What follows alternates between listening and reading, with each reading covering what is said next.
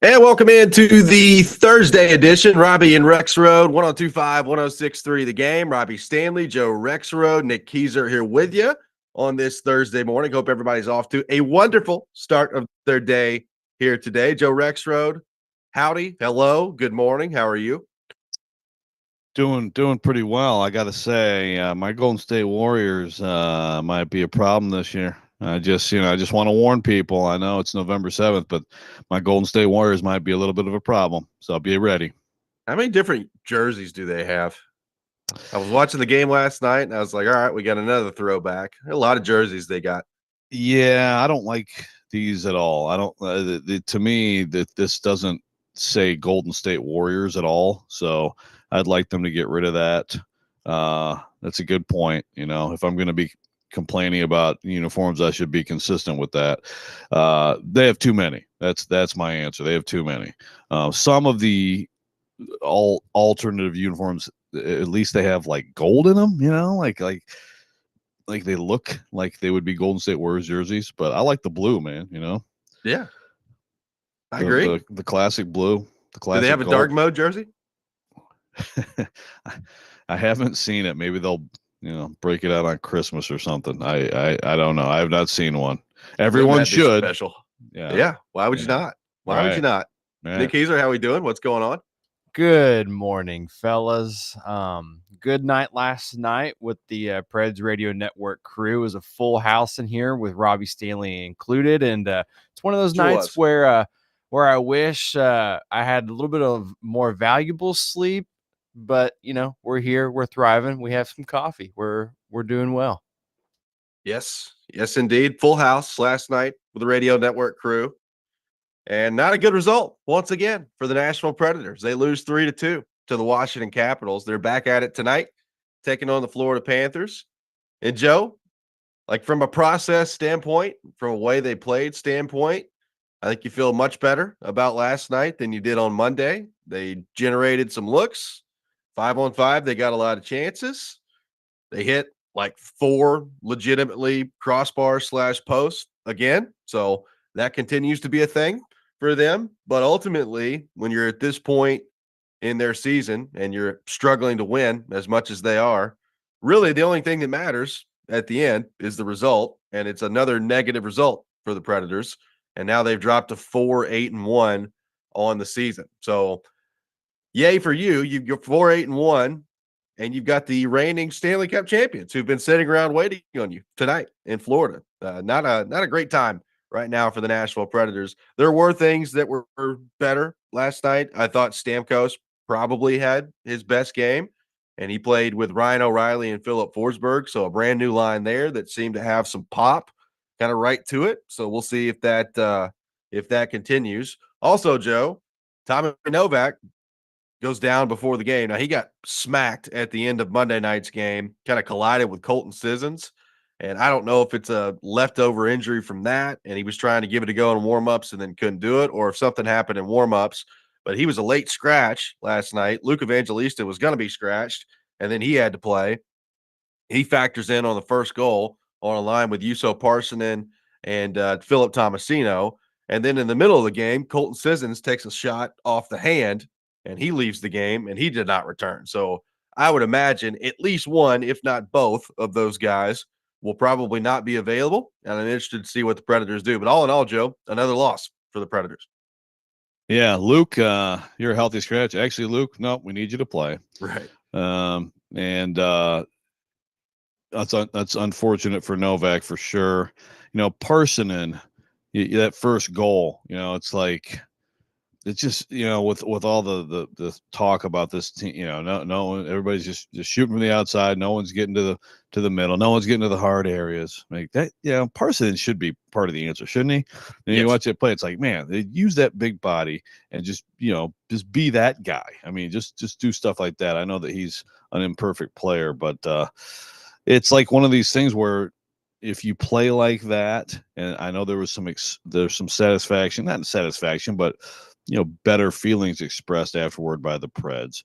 So if you play like that, if you did that over time, you'd probably be in decent shape. You'd have a better record now if you had played like that. The problem is you don't have that record because you've dug yourself this hole. So it's harder to find, solace in the good performances and losses. And those crossbars and posts, to me, that's part of it too, isn't it? I mean, when you talk about gripping the stick too hard, I mean, I know it's bad luck, but also, like, isn't that part of the deal? Like when you're pressing, when you're struggling, those things happen more often, or at least it seems like they do. I would agree with that. And, I tell people this all the time. We talk about, hitting the crossbar and hitting the post. That's still missing the net, right? Like, it's Right. not a shot on goal. It doesn't count as a shot on goal. Goalie didn't have to make a save. So, like, LaRue hit one last night. Forsberg hit one right from the slot. Yossi hit one. And I think Parsonen hit two on the same play where he redirected another one in the second period. So I will say, 4 posts in one game is pretty impressive. Like, it's hard to do that. Right. And the Predators, it feels like they've done that a couple of times so far this year. So they did it again last night. You also had Forsberg have a redirection on a great kind of set play coming into the zone with about 8 seconds left in the game that I thought for sure was going to go in. They had a goal that they thought they scored taken off the board last night for goaltender interference. And that was a weird play because Delgaizo crashed the net and got absolutely smoked from behind there. You couldn't really see the puck on the replay. You didn't really know what happened to it. There were a couple people jamming at it as well. So when they went to replay, I was talking with Nick and I was like, I don't think that they're gonna overturn this, and they ultimately didn't. But I do think you can make a case. Yeah, you can make a case. And I think if you're Stamkos and you're a player on this team, I do think you look at the game last night and say, if you play that way most nights, you're probably going to win. And I would agree with that. Having said that, you still have a couple of huge defensive, just total breakdowns and the penalties. Like, you gotta stop going to the box. And I know their penalty kill has been outstanding, and it was again last night. But even if you're not getting scored on, that's less time in the game for you to generate offense when you're just having to kill penalties all the time. So they got to get that part of it figured out too. Yeah, it's like, again, it's it's what Barry Trotz said, right? He made the analogy of and when he's talking to Jared, you plug a hole and then something else pops up, It's what happens when you're losing. So it's just, it's unfortunate that that you have to have this, at the beginning of a back-to-back, right? Against one of the best teams in the league. It's like there's just, there's no break. But that's the thing. They need to win some games that maybe you wouldn't think they would win too. I mean, that's got to be part of the formula of kind of digging out of this too. So maybe if you like a lot of your game and you play the next day, maybe it's easier to have some carryover. I don't know. I'm grasping for straws at this point. Well, I think a lot of people are grasping for straws at this point. I will say, I am very interested to see how Florida plays tonight. They were in Finland last week, so they had to go to Finland. They played 2 games against Dallas. They beat Dallas in both of those games, which, as you know, is a very difficult thing to do, but they did it. They pulled it off. They beat Dallas in both those games, and then they flew back from Finland. So they've not played since last Saturday, and you're kind of coming back. You hadn't played in a while, and you had the long travel from Finland to Sunrise, Florida. I don't know exactly what that's going to mean tonight for them. I mean, they have been, resting up since Saturday, so we'll see what it looks like. But, it's always interesting to see how these teams come out after they take these international trips. For some teams, they just keep going right along, and other teams, I mean, it really has an effect on them for a little while. So maybe if you're the Predators, particularly early in the game, maybe you could take advantage of that. Yeah, it affected the Preds for like 3 months last year. So, there's that. But seriously, it did. I mean, I think there probably was some effect on them in their early going once they got back last year from Switzerland. I think it was 2 years ago. That was 2 years ago? It was. Are you serious? Yeah, man. Oh my gosh. It's hard to believe. That was a Heinz team? It was a Heinz team. Yeah. Huh. Okay. Well, never mind. But I think your original point stands. I think it did have an effect on them for a while. So I'm interested to see how that goes tonight for the Preds. Look, I don't really care. I mean, I do, but if they get outshot like 55-17 tonight and they win the game, like if you're a Predators fan right now, I think you take it. Like you want them to look more like they did last night, but they just got to find a way to start getting wins, man. Like it's the points have to start to pile up. And look, it is kind of interesting from the standpoint, Joe. We've talked about this. They started 5-10 last year. So it's not that dissimilar of a start that they're in right now. 4-8-1. Let's say, they get to 15 games and they're like, I don't know, 5-9-1 or whatever it is at the end of it. Like it's not a dissimilar start to what we saw them do a year ago. The problem is they went on like an 18 game point streak last year. You're not going to do that every year. So and this team should be better. I mean, there's no doubt this team should be better than the team they had a year ago. So I don't really care what it looks like tonight. If you're the Predators, find a way to come out of there with some points. That's what the goal's got to be. Yeah, I mean, you have to like you just you want to you don't want to sit there and it's like you can negatively affect yourself if you have this like, oh my god, we have to win or whatever. But you do have to, I guess, work like you did in this last game. Yeah. And that has to be the absolute standard. Like that, you can't go back to some of these games where your normally mild mannered coach is basically furious with what he's seeing out there. That's got to be over. And I think, given the talent on this team, if it is over, then you're going to see results. I think so. Yeah. JC in Goodlettsville says he doesn't like Stamkos Forsberg because of two right-handed shots on the same line. Like, well, I understand like the thought, I guess, on that on the wing, but they looked very good together last night. So I would 100% come back with that. And quite frankly, I would probably go with that. I would go say, hey, regardless of what they look like, I'm giving them 5 games moving forward just to see what it is. That would be my approach if I'm Andrew Burnett. Yeah, load it up, man. I mean, you already have, like, you have to figure out what it may be with someone we don't know, the other line. Although interesting discussion yesterday on who some of the possibilities are on DVD, but if you got something that works with those folks, yeah, I would go with that for a while. Preds can't escape Mikhail Granlund, baby. It always comes back to Granlund. Hey, why not? Vin get threw that out. It's not exciting. It's not exciting, but Vin get threw that out to me on Preds Insiders the other day, and I just started laughing. I was like, you know what? that would make some sense. Just get him back in here. All they're missing is Mikhail Granlund, and they'll be fine. 615-737-1025, our phone number. 615-737-1025. Preds lose again last night, although the process did look a little bit better. We'll take your thoughts on that. They're back at it tonight in Florida. More on that coming up next. Robby and Rexrode, 1025, 1063, The Game.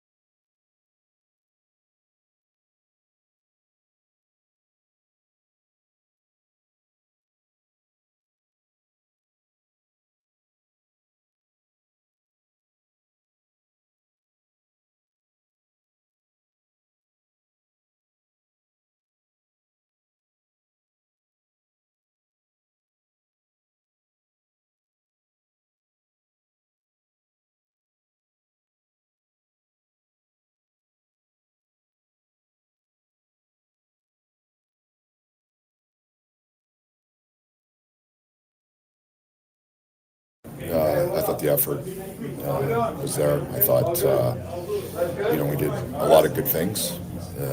Still trying to build our game. It's not easy right now. Obviously, or nothing's really coming easy, but I like that we pushed. We were determined. We didn't get the result, but I think you leave the rink, you should feel pretty good about yourself. That was Andrew Burnett after the game last night. Predators fall 3-2 to the Washington Capitals. And he also said, Joe, in the post-game press conference that kind of looked like us, which is like the second time all year that I could say that. So, for Andrew Burnett, a little bit happier after the game last night, certainly than he was on Monday after the LA game. So we'll see what that looks like. And I thought last Saturday when they beat Colorado, now albeit a Colorado team that was basically like, the walking wounded out there. There's a lot of injuries. Now they still had McCarr, they had McKinnon, they had Rantanen, so they had their three big guys, and the Predators took care of business and beat them. And it wasn't perfect in that game, but I thought, okay, it's a pretty good team. They've come in here, you've settled down at home, you got to the middle of the ice a little bit better in that game. Maybe that's some progress. And then they come out and just had an absolute stinker against LA. Last night, I thought again was progress. Last night was one of the best games they've played, and you don't get the result from it. But the question is it an actual building block? Like, did you take a step last night, or are you just going to be sitting here, fumbling all over yourselves for the next 2 or 3 weeks while you try to get it figured out? That would be my question. I think the most encouraging thing that I would say about last night's game, the Forsberg, O'Reilly, Stamkos line looked really good, and the underlying numbers tell you it was really good last night. They looked connected. Stamkos looked like he knew exactly what he was doing in the system, which has not been the case very often so far this year. So is he starting to take a step? If he is, can that line put together some chemistry with Stamkos, O'Reilly, and Forsberg? And if they can they become a dominant line? Can they become a dominant line that, quite frankly, right now, this team needs? Like, they need somebody or some group to get out there and just start to take over some games, because they hadn't had a whole lot of that this year. The first mute of the day for Rexrode. That's very disappointing. Yes, I mean, even just a player get hot, but of course, a couple of the guys on that line would be your top two candidates for if you could sign up for a heater for either of those guys for a couple weeks. That can carry you. If that line becomes a force, that's a big deal. And then again, you're looking at the second line and you're just sort of trying to figure it out. But that could be enough. I mean, that could be enough for this team to win games. They got to stack some wins together. The whole yesterday, I sort of I don't know if I had a meltdown, but I sort of got upset, and this was talking to Stilly, on his fraudulent win over me and Jared versus Joe. We'll have the judge on later to interrogate her. But talking about this whole thing with Trotz and everything, and like the more I think about it, it's like there's the only thing that you can do once you've done what he has done is to keep adding, right? Like there's no bring up some young guys and whatever. You guys just go out there and suffer. Like his job next to me is to address that center void. Is there any scenario, Robbie, where he would actually be like, you know what, screw it, I'm not gonna even worry about that. This is so bad that you guys can all just float on with all your contracts that we can't get out of, and like it doesn't make any sense to me. I understand he's upset. I understand he sent a message publicly and he's upset, and I get that, but he really doesn't have any recourse other than continuing to try to add, right? And that's just not realistic. Well, I mean, I don't know. Like, I've thought about it this way. Like, if things don't get better, do you start trading a couple guys to jolt it? Like, and I'm not talking Stamkos. I'm not talking any of the guys under long-term contracts. But like Colton Sissons has been here forever. He's got a very movable contract. Gus Nyquist is on an expiring contract that would generate interest around the league. If it doesn't get better at some point, do you trade one of those guys and jolt it that way? I mean, it's not an earth-shattering move, Because you're right. Like in terms of that move, like he doesn't have that available to him. There's no earth shattering move I think that he can make, but you can move one of those guys. Like you can move a Lozon, you can move a Sissons, you can move a Nyquist for sure with his expiring contract. So that's kind of what I've thought about of does that does he have that in his back pocket maybe to try to jolt them a little bit. But no, I mean there's nothing with the contract situation they're in, there's not a ton he can do. There's no doubt about that. And that's fine, but jolting it is not the rebuild plan. I guess I'm just hung up on the word maybe, but you know what I mean? That's not what it is. Like you're still okay, then jolt it, and then fine, you got younger. Well, I mean, if you you're got going, younger, but you're still trying to win. Yeah, well, yeah. I mean, look, he's always going to try to win, but like, I like the idea that he's going to like intentionally put a lineup out there to lose. Like, he's not going to do that. He's not going to go into the tank. But like, I mean, look, if they're in a similar spot a month from now, the math starts to become really difficult, right? Like, it starts to become really difficult to work your way back into it. So then there is a scenario there where you move a guy or two, you bring up, Svechkov. Like one thing that was interesting that Alex Doherty put out there yesterday was that he basically told Trotz basically told him that Svechkov's going to be here whenever he's healthy. Like their plan is to have him here. So I mean, I didn't expect that. Like I thought that was interesting. So is he going to be part of their plan here as they move forward? I don't know. I'm just saying, like you can do it in a way where you're moving a couple of guys, you're bringing in some younger guys, playing them in higher roles, and it's not necessarily like trying to tank. You're still trying to win, but it just changes up the equation. Bottom line is, and I told Stillman this immediately when it happened. I think the number one thing that Barry Trotz did when he had those comments, he was trying to send a message to the locker room. Like that's what he was trying to do. And we'll see how they respond to it. Because you're right, there's not a ton of actual recourse available to him. And that's all fine too. And that's interesting on Svechkov. By the way, I thought Trotz hated Russian players, but Yes. But the thing is, changing the equation to me, it's an absolute must. That also means you try to address your second line center, right? Yeah. So again, that's the opposite of you can still bring out some young guys. You can change it up. You can work around the edges a little bit more. But then you have to. You can't. You have to try after you've done all this. To me, you can't. You can't hit the brakes like that. You have to keep trying to add, in my opinion. Well, I would agree, unless you think that I guess Svechkov is your second line center. That seems like a ton to ask for a kid at this point. So, I said it before the year. They got to go get a center.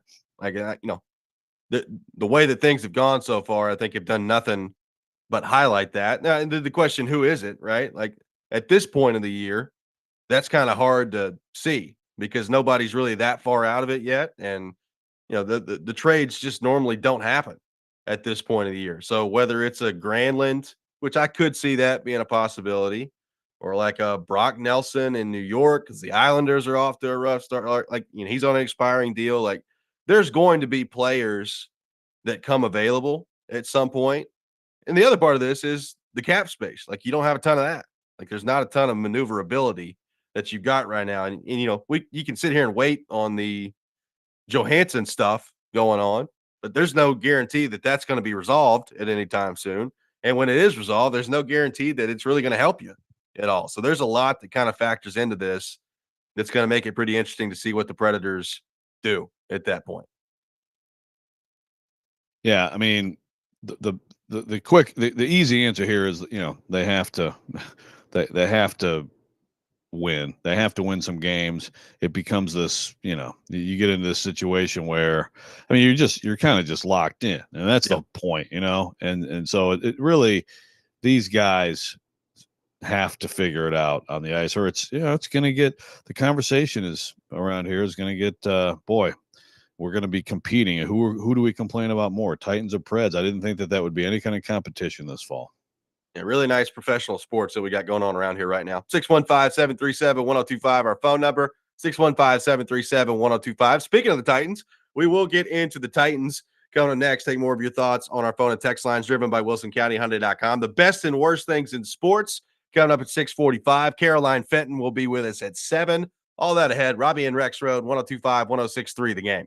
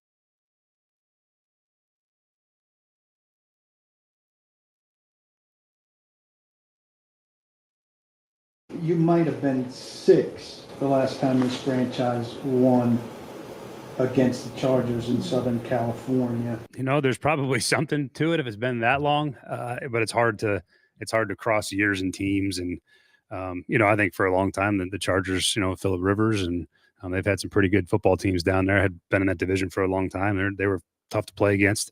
But yeah, it's hard to take much from that other than just the historical perspective. But there's something to the travel out there and what that looks like. So again, I don't know the specifics of it, but we'll keep our routine and we'll do it our way. And hopefully we'll find a way to win one that the first time in a long time, apparently. That's Brian Callahan yesterday. PK laying the groundwork there, Joe, of the disappointment that has been the trip out to the Chargers. Most of that when they were the San Diego Chargers, now the LA Chargers out there, although they did lose to LA on the road a few years ago. And what I believe was like a 17-14 final or something like that, with Justin Herbert making some big plays at the end. But it historically has not gone well for the Titans against the Chargers, really at home or on the road or in England. So I guess this is one of those things PK would say is in their DNA, air Maybe quotes. So. Yeah, I mean, it's just to me, it's random. It's just a weird thing. Probably speaks to like Brian Callahan said, the Chargers they've had some very good stretches in there, but the Titans have had some ups and downs.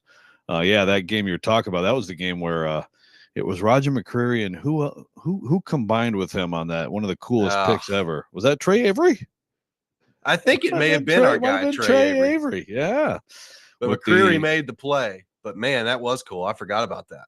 Yeah, and it took Herbert making a ridiculous throw late, or else it would have been another Vrabel special. In fact, that game right there wins them the division. Yeah. 2 years ago, wins them the division if they make one more play in that game. So now it's a little bit more of a difference between these teams. I mean, the one thing you can count on with Jim Harbaugh, NFL or college, like he values physicality. He coaches it, he pushes it, he preaches it, he says weird stuff to get you to think about it. And that's what they are. So this is can you stop the run and run the ball game for the Titans? No doubt. We're going to see Joe Alt in this game, who we spent months talking about around here. A lot of former Titans playing well right now for the Chargers, as you guys discussed yesterday on the Jared versus Joe. Christian Fulton coming up with some picks. Elijah Molden making some plays for the Chargers. I mean, look, man, Jim Harbaugh, he's getting them going a little bit out there. I'm interested to see what happens on that front, and if the Titans can avoid like the Christian Fulton death pick in this game, who, by the way, Christian Fulton is on the injury report with a hamstring injury, so there's a shocker. Didn't see that happen very often here in Nashville. So some things have not changed on that front, but I'm just saying they do have some former Titans that at times have played halfway decent football for them so far this year out there in LA. Yes, this was definitely a topic yesterday. And the problem is, of course, for Jared, and look, I think some of you listeners may feel the exact same way. It's like this, like why do players, stink here or they're hurt here? They go somewhere else and they're way better. You should be frustrated by it. My whole point yesterday was there are different situations with that, right? Like Derrick Henry was good here too. I think he was pretty good. He's in a better situation. He's even better because of the better situation. So, and Hopkins, like, that's just, no one should be surprised by those guys doing well. Yeah, Molden. I mean, Molden is, we talked about it at the time. That was he was a depth guy, He was a depth guy and a versatile depth guy. And of course they acquired players over him. Now, remember, at the time there was talk that in fact, I think Rand may have said this. If Rand didn't say this to somebody on the record, it was someone reported this reported this anonymously, but that he asked for a trade, which I get if you're Elijah Molden, right? Because you're like, well, thanks for playing, but we just brought in Jamal Adams and Quandre Diggs, and you're on the bench. I mean, he's a solid player, and good for him. But I don't know that I'd get outraged about that one necessarily. The Malik Willis one is the one where I get it.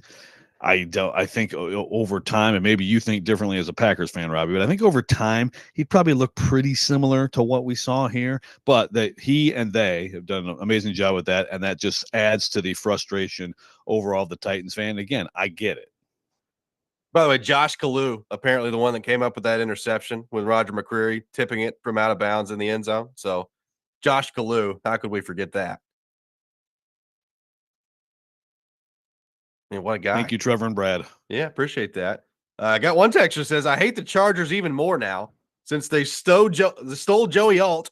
Imagine how this season would be different if they got a legitimate Pro Bowl caliber rookie right tackle. So sad what could have been. Problem is he would have played left tackle. Yeah, exactly. And you would still have a right tackle issue. So yeah, he'd be doing what JC Latham was doing, and the other side would be the same. And you tell me, I don't know if you know, Robbie, right now by the glorious PFF rankings, who's having a better season, Joe Alt or JC Latham? I have no idea, but my guess is Latham. Yeah, I mean, either way, obviously that was what the guy everybody talked about. The Chargers, all the smoke about the Chargers was actually real. Harbaugh apparently actually says what he's really going to do before a draft. So good for him, I guess. And that's right now, I would not be upset about that if I'm a Titans fan. I'd be upset about a lot of other things, but not that one. Yeah, I wouldn't add that one to the list. There's too much else to be upset about right now that I think we can let that one go for a little while. And by the way, Latham, I think is going to be good. I think Latham, when you start talking about early, bright spots for this team, there's not a ton to look at in terms of, young guys, young players that you feel like you can build on moving forward. He would be one of them. I feel pretty good about JC Latham being a good player. Now, again, we said it at the time. Certainly, Joe Alt's a little bit different because the Titans didn't really have a chance to draft him, right?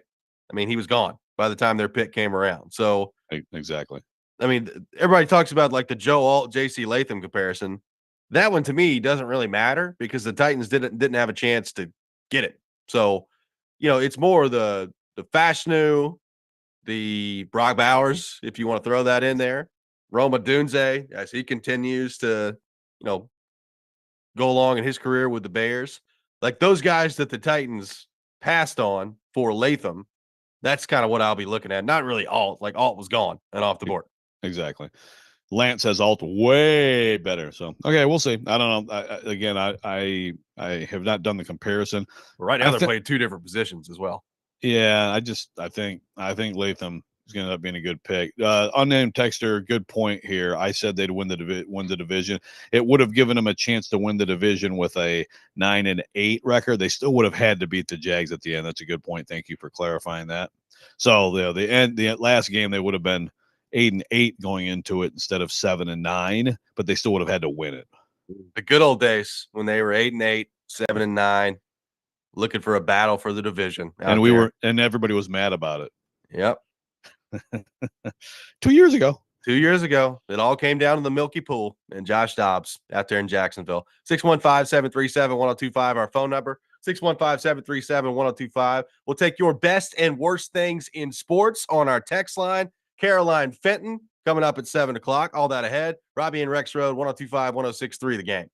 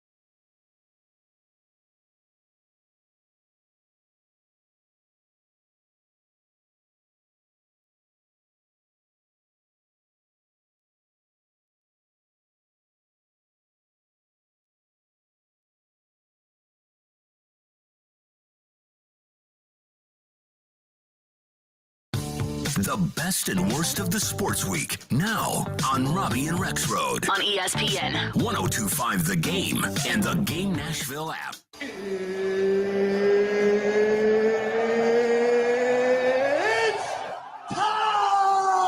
This is the worst. You look like you're feeling sorry for yourself. You don't even miracles yet. He's one of one. He is him. This is a Coke bottle. It's not a crystal ball.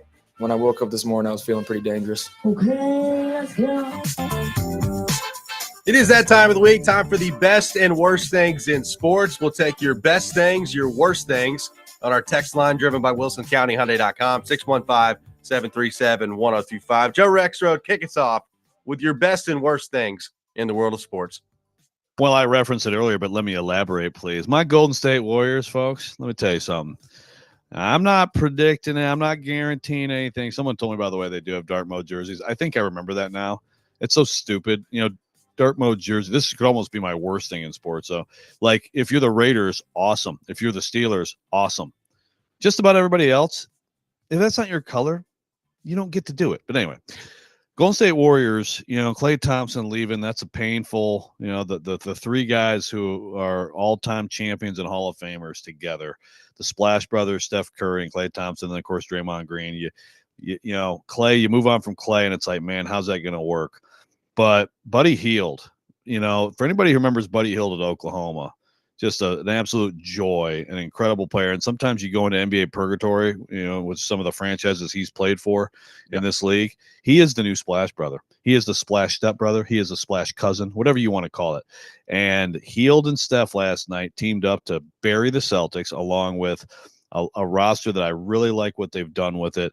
Kuminga, you know, Wiggins is back as a good player. Draymond continues to, I mean, Draymond right now is, again, early, but he's defensive player of the year type stuff going on with him. Hasn't been suspended yet. It's good. Has not been suspended. Screamed at the refs a couple times last night. Didn't get a tech. I mean, everything's looking up. So that's my best thing in sports. You know, the NBA is amazing in this era, in my opinion. But the Golden State Warriors being great, you know, just makes it a little bit sweeter for all of us. So let's hope that continues. Haven't seen enough of that. Yeah, no, I'm sure. But come on, I mean, it's kind of cool, right? Like a couple years ago when they came back and won it all, and now if they become a contender again this year and one more run for Steph, I mean, come on, who doesn't love Steph? Who doesn't love Steph? Also, all these people, they were all ready for like this whole, oh yeah, Tatum's gonna stick it to Steve Kerr because he didn't play him. First of all, again, go back to the Olympics and tell me who sits. LeBron. Because Durant, yeah, exactly. Durant and LeBron were playing at such a high level, you don't sit them. And also they won gold. And also, sorry, Tatum, take that L. My worst in sports, I got a couple things with the college football playoff committee. First of all, the whole thing, we know it has to happen, right? Like, this is TV, this is content, this is selling everything. So they're going to give us the weekly rankings, but it really is like, we're just going to sit here every week and complain about it. And it's pretty dumb, you know? But the bigger issue for me is, you know, I like some of the teams, especially Penn State, you know, Penn State being where they are. Oh, you had a good loss to Ohio State. Okay. Did you do anything? Did you beat anybody? I mean, Texas, your best wins at Vanderbilt. Vanderbilt's a good team this year, but like, meanwhile, BYU has wins over 13 and 19. They're undefeated. And they're number 9 behind all these teams. Like, they should absolutely be ahead of Penn State. I could make the case they could be ahead of Tennessee because of the Arkansas loss. Certainly, I can make the case. Certainly, they could be ahead of Indiana. Indiana also hasn't beaten anybody. They look great, but the committee, it continues to confuse me with, okay, does eye test matter or does achievement matter? Right now, to me, achievement should trump eye test, but that's how it goes. Nick Keys, are your best and worst things in the world of sports? Yeah. How about Dennis Allen getting fired as my worst thing in sports? Just worse because the Saints are absolutely terrible. He's also the first coach in the Super Bowl era, guys, to be fired by 2 teams while having the same starting quarterback. Derek Carr also lost again. So he's also now lost to 31 teams in the NFL. So there you go. Derek Carr making history on his own this last week. My best in sports, How about Diego Pavia owning the state of Alabama in his entire career so far? He beat the Tide. He beat the Tigers. Not only that, but this is the first time Vandy has beaten the Tide and the Tigers since 1990, or I'm sorry, since 1955. So that's just crazy in of itself, something that I saw. But yeah, he's also beaten Hugh Freeze 3 consecutive years. So really quick there, those are my best and worst things. Joe, what was the vibe around here the last time Vanderbilt beat Alabama and Auburn back in 1955? How was that? Yeah, well, it was it was tough because you had to like call in your stories via you had to do like Morse code, to get the stories in. I Yeah. remember I really blew deadline on the Auburn one. So, Yeah. but it was, the thing is that was only like 25 years from when Vanderbilt was a college football power. So like, that would be like right now it's like last time Tennessee won the national title, you know what I mean? Like not that long ago. So Yeah, it was no doubt. exciting, but it wasn't as shocked as we are now. I'm glad that you could Thanks for provide asking. that historical perspective for us here I'm on here the for it. program. My best thing in sports, the Detroit Lions. I'm here to tell you here today on November the 7th, Joe. The Detroit Lions are winning the Super Bowl this year. They're going to win the championship. That will not yield. I understand that Kansas City has won 2 consecutive Super Bowls. I understand that Kansas City is 8-0. And I understand now that apparently DeAndre Hopkins is going to, score 2 touchdowns every game and look great in that offense. I get all that. And is anybody probably an idiot for betting against Patrick Mahomes? Yeah, probably so. But I'm here to tell you, the Detroit Lions are the best team in the National Football League, and they are going to win the Super Bowl. So my message to you, my message to your family, my message to all you people who root for the Detroit Lions. I'm here to tell you, I watched them play a lot of football so far this year. They are the best team. They are going to win the Super Bowl. The best thing in sports, the Detroit Lions. Hey, you know what? I love a Packers fan trying to jinx them, and it will I work. know, I'm serious. It will work. They're not going to win it all, but go ahead. I'm serious. Go on then. My worst they look thing pretty in good sports, right now. they look pretty darn good. My worst thing in sports, Shane Beamer is an absolute dope, and you won't find a bigger Vanderbilt fan than me coming up on Saturday. I hope Vanderbilt wins by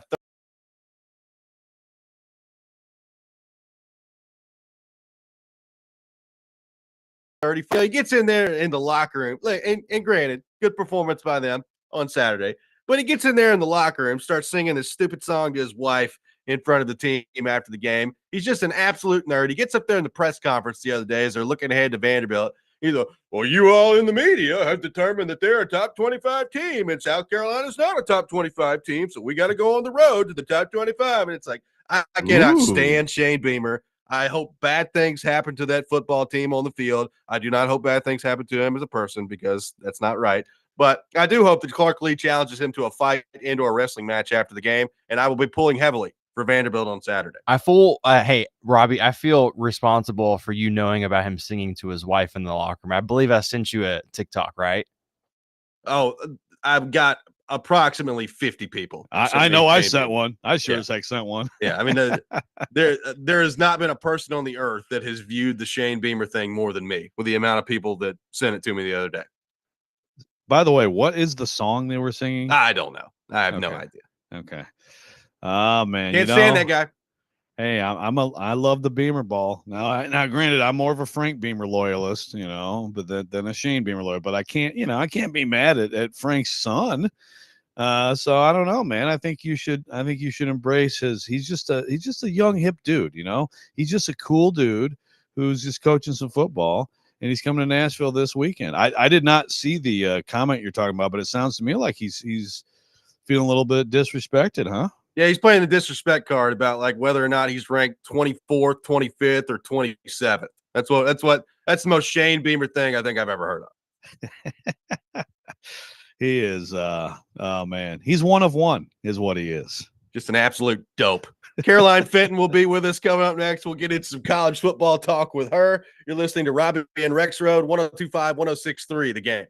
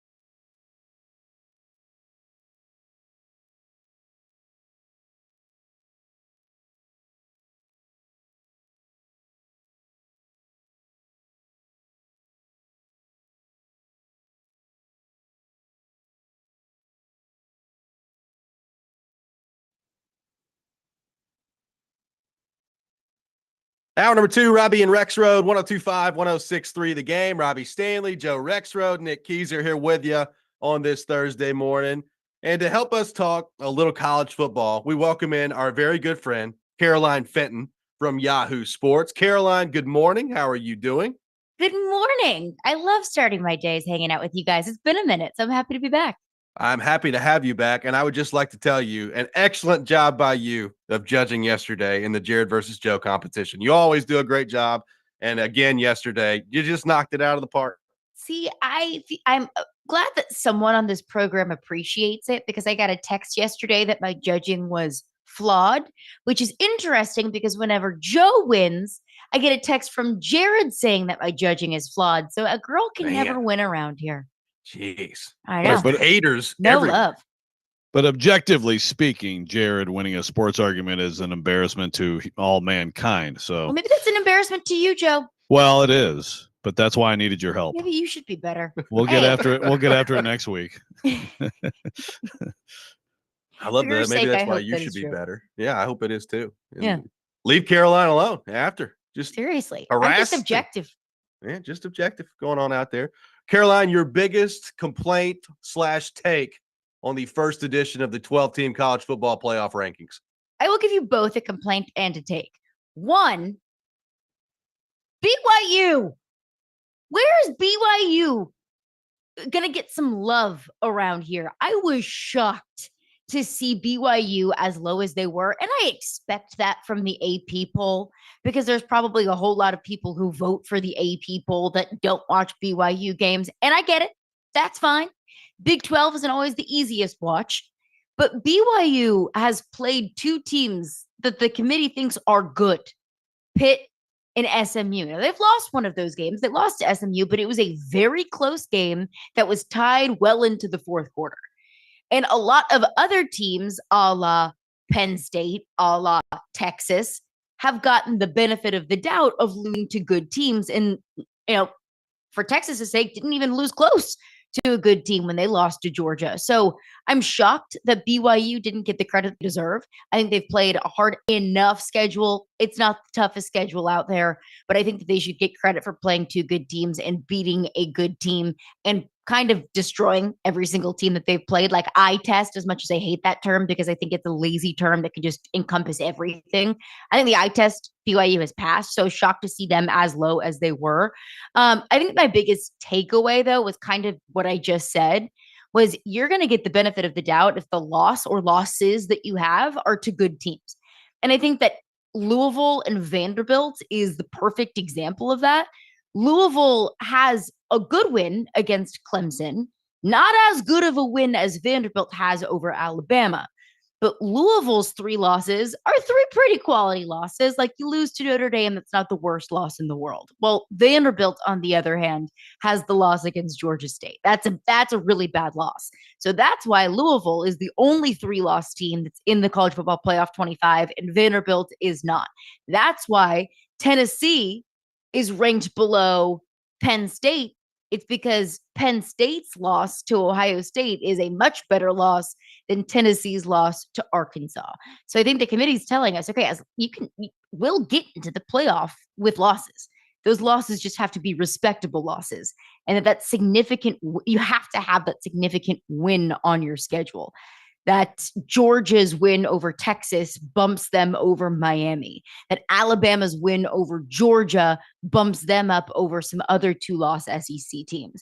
I also think the Big 12 is going to end up getting screwed because the committee has shown us with A&M, LSU, and Ole Miss at 14, 15, 16 over Iowa State and Kansas State and Colorado. The committee has shown us that we value the SEC and the SEC schedules more than we value the Big 12. So I wouldn't be surprised to see only BYU or the Big 12 conference champion representative being the only Big 12 team in the college football playoff. Yeah, I totally agree on BYU. Undefeated, beat SMU, beat Kansas State. That's 13-19, and SMU is on the road. I mean, like they've done their achievement is well beyond teams that are ahead of them. I mean, what do you think about Indiana? Because I've seen people complain about Indiana, and I get it. Like David Ubbins, like, well, if it was Ohio State on their helmets, they'd be way higher. because they've been so dominant. And I agree. Like they're outscoring FBS opponents by 27.8 points a game, but they also don't have any really good wins. Like to me, like BYU, I'd put them ahead of Indiana. Yeah. I think they're probably in the right spot. But what do you think about where they landed? Indiana. Yeah, Indiana. I would put BYU above Indiana because I think that their body of work has been more impressive and they have more impressive wins. I think the thing with Indiana that's pushing them over BYU is probably the eye test, the way that they've just beaten everybody into oblivion, but they haven't played anybody. See, this is my frustration with the college football playoff is you can pick and choose what you value and what you prioritize about a certain team over another. And you don't have to apply that same logic to another group of teams that you're ranking.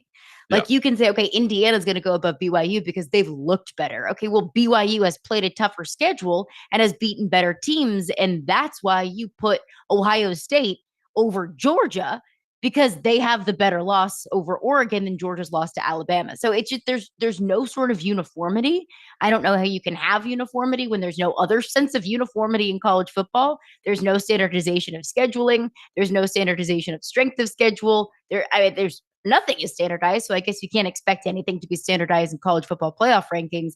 I think that's what is giving Indiana the benefit of the doubt. I also think that could be the college football playoff committee's way of saying, look, Indiana might have a bigger margin for error, that if Indiana plays Ohio State close, but they still lose, then the committee values Indiana's body of work so far, and they can afford a loss to Ohio State as long as it's not a blowout loss and as long as they don't slip up the rest of the way. So we've got an elimination game coming up this weekend between Alabama and LSU. What do you make of where, you mentioned the back part of the SEC there, just outside of the top 12. What do you make of kind of A&M, LSU, Ole Miss, Alabama, those four, that window right now, and then this matchup this weekend again from Alabama and LSU? Yeah, well, LSU and Alabama, that'll take care of itself this weekend. So I think whoever wins that game, as long as that team wins out, LSU still has Vanderbilt on the schedule. So I'm not saying that that's an automatic into the college football playoff if LSU wins this weekend. But I think whichever team wins this weekend wins out and can do it convincingly and can get enough style points, that team is in the college football playoff. If Texas A&M can beat Texas at the end of the season, I think Texas A&M has a really strong case of getting into the college football playoff because they're right on the outside looking in at number 14. There is going to be a team in the top 12 inevitably that drops out and opens up a space. If Alabama loses, they'll drop out, but I think they'll open up that space for LSU. Ole Miss is going to have to beat Georgia this weekend. Because if they don't, they drop to 3 losses. I do not see a path for any 3-loss team to get into the college football playoff. The committee's already shown us they don't value 3-loss teams. So I think that if you drop to that 3rd loss, which Ole Miss could this weekend against Georgia, either Alabama or LSU could this weekend against each other, and Texas A&M potentially on the rest of their schedule, they lose any games on the remainder of their schedule, they're out. So this weekend, Alabama, LSU, I am terrified for LSU against Jalen Milroe. And that's it. Like it's not Ryan Williams because Ryan Williams is going to do Ryan Williams things. It's not Justice Haynes or Jam Miller because they haven't really been able to run the ball very well anyway. And LSU's run defense has improved throughout the season, but LSU against mobile quarterbacks and LSU against chunk run plays. It's not just the gain of 4 here, gain of 5 there. That's not what's been killing LSU really on the ground. It's been Lenora Sellers that pops off for a 75-yarder untouched. It's Marcel Reed that comes in relief of Connor Wigman and just, it looks like he just got shot out of a cannon. LSU was able to contain Taylon Green pretty well against Arkansas, but Taylon Green was not 100%. They were able to contain Jackson Dart pretty well. He's a guy that likes to run in and out of the pocket, but let's not kid ourselves. Jackson Dart is not Jalen Milroe. So that's the biggest matchup for me is LSU's defensive front, Whit Weeks, Braden Swinson, Savion Jones against Whit Weeks, I like to call the Vanilla Badger, against Jalen Milroe. That's the biggest matchup here. All right, who's your Heisman winner right now, Caroline? It's Cam Ward. Ooh, okay. Got to go with the quarterback. See, I hate that, right? In a year where we could have a dual threat in Travis Hunter or Ashton Genty. And Ashton Genty was my Heisman front runner for a while. I just feel like he's taken a little bit of a step back the past couple of weeks. And if you're a running back, like your stats really have to be gaudy. Like you have especially to keep against that up schedule. totally against the defenses that they're going to be playing. You have to keep up the 11 yards per carry or whatever ridiculous stat line Ashton Genty has had so far this season. Cam Ward, though, reminds me of Jaden Daniels last year, not just in the way that he plays and the way that he's able to run and the way that he's able to extend plays, but it's the way that if Miami didn't have Cam Ward, they'd probably be an 8-4 football team because their defense just isn't very good. And Miami has won a lot of games in which Cam Ward has had to be a Superman. Like against Cal, he put up almost 300 yards in the fourth quarter alone and able to just barely eke past Cal. Like Cam Ward is single-handedly carrying that football team, and they are winning games because of Cam Ward. I have to talk about Carson Beck in the Heisman conversation. Please. Georgia's winning games in spite of their quarterback. Miami's winning games because of their quarterback. So right now, for me, it is Cam Ward just doing Superman things for the Hurricanes.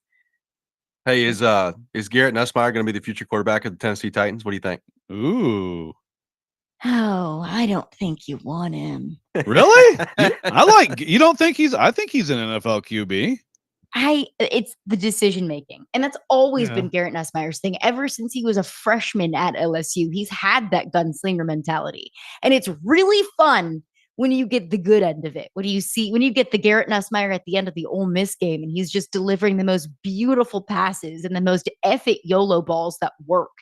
And then you see him against Texas A&M, and he's just throwing the YOLO balls that don't. And it's like, Garrett, what are you doing? Why is the ball coming out of your hand? Garrett, please don't throw that football. Please don't do it.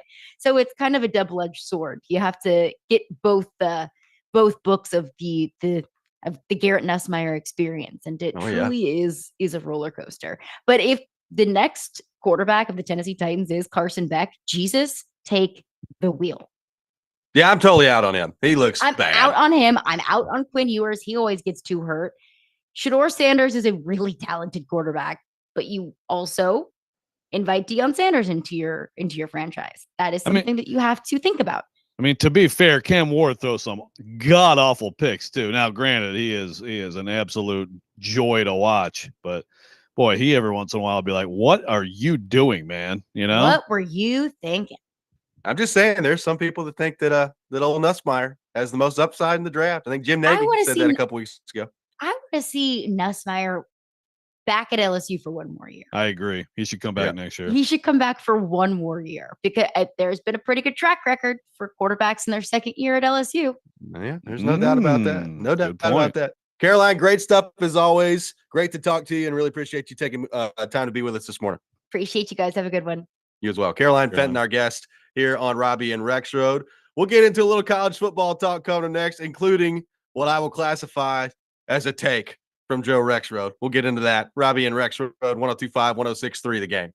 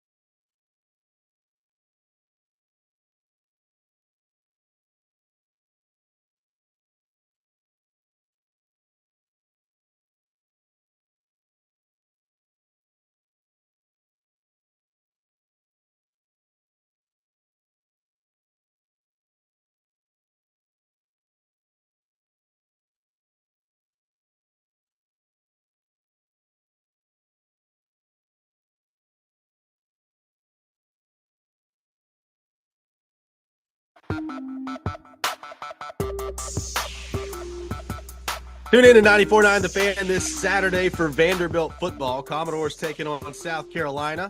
Pre-game beginning at 1:30, kickoff at 3:15. Go Doors in that game. Coverage also available on the 94.9 The Fan app and at theGameNashville.com. Also, make sure you check out 93.3 FM Totally Hits Nashville this Saturday for MTSU football. Blue Raiders taking on Liberty at home. Pre-game at 10:30, kickoff at 12 o'clock. MTSU football coverage on 93.3 FM Totally Hits Nashville, presented by Sloan's Motorcycle ATV. Welcome back in, Robby and Rexrode. Appreciate Caroline Fenton for being with us in the last segment. Charles Robinson will join us for his weekly visit coming up at 8 o'clock. We'll get into the Titans and all things NFL with him. Joe, you have a take on Vanderbilt that I'm very fascinated to hear. What is your Vanderbilt take? Yeah, well, no, I my take is, because I've been asked this, people ask this constantly, and the answer is, and of course, a lot of things have to break their way. But the question is, if Vanderbilt wins out, does Vanderbilt have a chance to get in? And the answer is yes. Now, is it a great chance? No, not with the loss to Georgia State. But let's talk about that win out. That's at LSU. So some of the factors that would have to go into that would be, for example, well, see, I was going to say it would be LSU beating Alabama. Now, it doesn't really matter, right? Because you beat Alabama. So basically, after LSU and Alabama play, it would be for both of those teams to win everything else, which I think is likely. It would require, of course, so you're talking about a road win at LSU to go with, wins at Kentucky, wins at Auburn. I know that the Kentucky and Auburn wins aren't great, but those are still road wins. A road win at LSU. Of course, now you're talking about a top 25 road win. And, of course, it would require beating Tennessee. I mean, most people looking at that last game like it's probably coming. It's probably going to be Vanderbilt with a chance to just ruin Tennessee's playoff hopes. If Vanderbilt, of course, beats Tennessee, gives them a third loss, well, and they just beat Tennessee. Now they're certainly, to me, ahead of them in the pecking order, right? I mean, they have to be. Now, does that mean you're ahead of them in the pecking order to the point of getting into the playoff? You need some chaos. I think in some years, probably more years than not, in the 12-team playoff, we won't see 3-loss teams get in, but I do think you will have the occasional 3-loss team. And so could Vanderbilt be that team? Again, take away the stupid Georgia State loss, and they're sitting here with everybody else, and they're ranked 17th in the poll. I mean, they're right there. But that's the thing that may end up costing them. There is a chance. You're going to need things like certainly the Big 12 to only get one, which I think it's trending to. You're going to need the ACC to get one, which last week helped a lot because Pitt got beat and Clemson got smoked at home by Louisville. So if those two leagues are one bid leagues, then Notre Dame, I think, is going to get in. So what about the Big Ten? Could any of those top 4 in the Big Ten get knocked down? I mean, to me, it's hard to see it unless, like this weekend, Michigan rises up and, plays to its supposed talent level and beats Indiana or something like that. But I think at least having one bid leagues, Big 12, ACC, and obviously winning out, you're going to be at least right there on the cut line and worth watching the selection show if you do that. And of course, it's going to be very difficult for Vanderbilt to do that.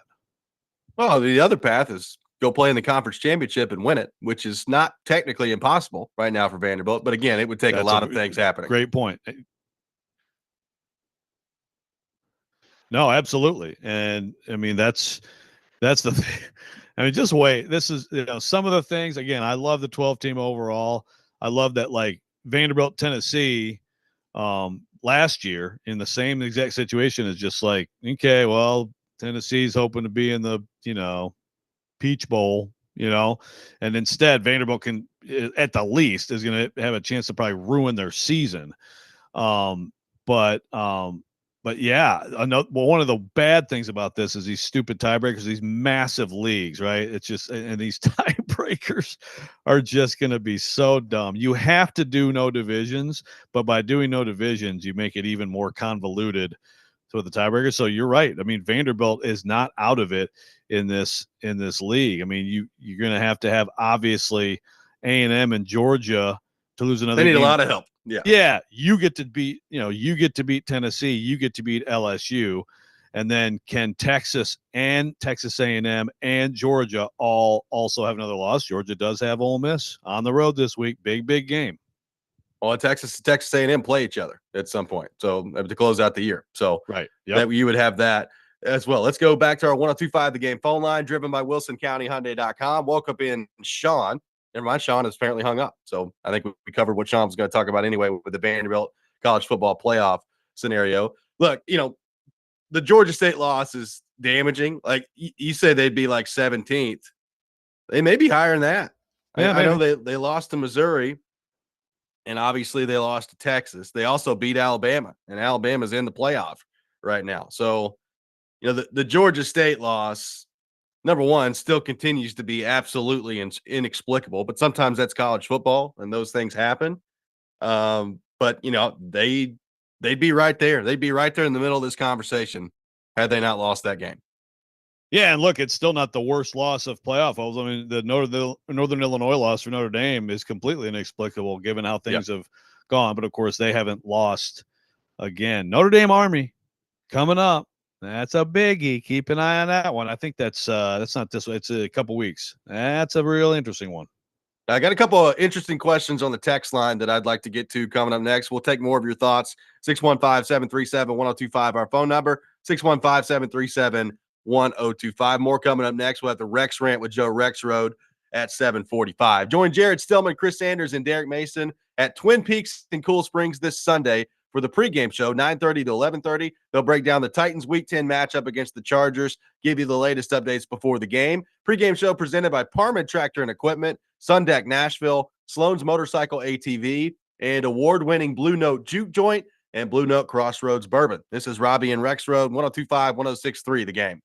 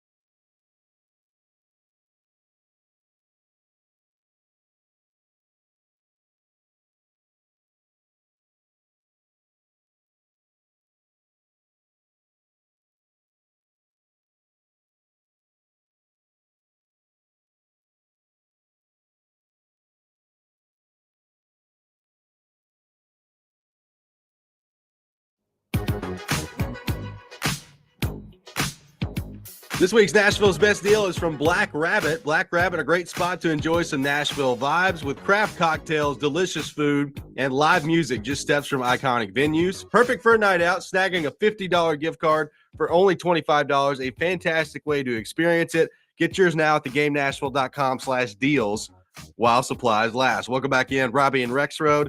Taking your thoughts on our phone and text lines driven by WilsonCountyHyundai.com, 615-737-1025. Liam on the text line says, November and Vandy football relevance. So great. Thanks for the sportsing joy, fellas. Roy G. Biv on the text line, Joe, says, tell me you cover Don't read Roy G. Biv. Roy G. Biv's done. You're done on the show. Bye. You're done. He's not making serious comments. He's just a dill hole who's being a troll. He's out. Bye. He did refer to you as John Rexrode, though, which I kind of enjoy. Yeah, that's kind of funny. Bye, Roy G. Biv. You get no more comments. Thank you. You're a loser. You got a texter that says, does allowing a 3-loss team into the playoff in the first year set the precedent moving forward that you can lose 3 and get in? Well, I mean, it's just sure. I think it's possible. I mean, in a given year, just how are things going to shake out, right? I mean, look, I don't know if this year tells us that parity is really coming at a higher level consistently. I just know that Indiana is supposed to blow out Michigan Saturday. And if you compare the talent level, the supposed talent level of both sides, there's no way that should ever happen. Yeah. So if it's true that we are moving into an era of more parity, which would be a lot of fun. I mean, Vanderbilt and Indiana are obviously the poster children for look what's possible in this era. Well, then I think you could see more. You could see more situations where you have more situations, fewer teams that are unbeaten, 1 loss, right? And you get into a bunch of 2-loss teams, and I think the occasional 3-loss team can get in. I mean, it's just year by year. And then some years you may have 12 teams. It's possible with like 1 loss, right? Yeah. And it's obvious. So I just think you have to go case by case, year by year basis. But certainly I think in every year there's going to be at least a couple teams on Selection Sunday where they have 3 losses and they're at least somewhere in the discussion. In most cases, they're probably like 14, 15, like the best ones of them, right? I mean, look, right now, Louisville's in there wherever they are, right? Yeah. They just won at Clemson. They have 3 losses, and Vanderbilt's not ranked, but they will be if they beat South Carolina. But if Louisville wins out from here, how close do they get? I haven't looked at their schedule. But if they've got I know they have Pittsburgh come in their place. I mean, they could at least get into probably the mid-teens, right? So, I mean, you're going to be able to be close if you're at the top of that list of 3-loss teams. There will be 3-loss teams that get in moving forward here. Maybe not this year, but there will be 3-loss teams at some point that get into the college football playoff from a couple of different paths. I mean, Joe, there's eventually going to be a conference championship winner, a conference championship game winner that has 3 losses. Maybe they got an out-of-conference loss. They lose 2 conference games. They get to the conference championship and they win it. That's going to happen at some point, and they're going to get in that way. But I think there will be at-large teams that get in with 3 losses at some point, particularly because this thing's not staying at 12. It's going to 14, and then we'll see where it goes from there. But there will be 3-loss teams that get in at some point. Like, look, and this is an interesting example. I understand that, because it's laughable to think about with the way that it's played out. But let's say Florida was halfway decent. Like, let's say Florida had only had 3 losses on their schedule. Look at who they've played. They've played Miami. They've played Tennessee. They've played Georgia. They've played Texas. They're getting ready to play LSU and Ole Miss. Like, if they ended up with 3 losses, and I know they've got more than that already, I'm just saying hypothetically, that would include a couple of really good wins in that stretch had it played out that way. So, like, if Florida somehow this year ended up being good and they went 9-3 with that schedule, we would be talking about Florida having a chance to get in on Selection Sunday. We absolutely would. No, it's absolutely a great point. And this is where I really have another problem with some of the conversation this week, which is the league conversation, right? Because Florida and Georgia too, by the way, they are playing absolute gauntlets. It's just how it works out. And sometimes like going into the season, no one thought we'd say, wow, Vanderbilt, that's a solid game.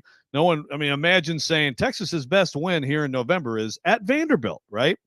So you don't know how it's going to be before you actually get into a season. But the bottom line is, you can be in the same league. So, I'm an SEC team, and you can have Missouri's schedule, which is completely easy compared to, some of these other teams. And it's like you're in a completely different league. But you're right. Some years, some of these teams are going to have insane schedules like Florida does this year. And that would absolutely be a team where if the 3 losses are like all against top teams, and then you have some really good wins against some of those top teams, yep, you're right there. And of course, like you said, once, if and when this gets to 14, gets to 16 or whatever, then certainly the 3-loss team becomes a regular occasion. Andrew says, I never thought NIL would pull me back into college football, but it has. I loved it. And then Alabama made it so boring for a decade, I stopped watching. Go Miami, Indiana, and Vandy. Caleb says, Bama's going to have to get to 4 losses to not get in. They love Alabama. I don't think so. Like, if Bama loses Saturday against LSU, they're done. I understand the thought process there, but they're done.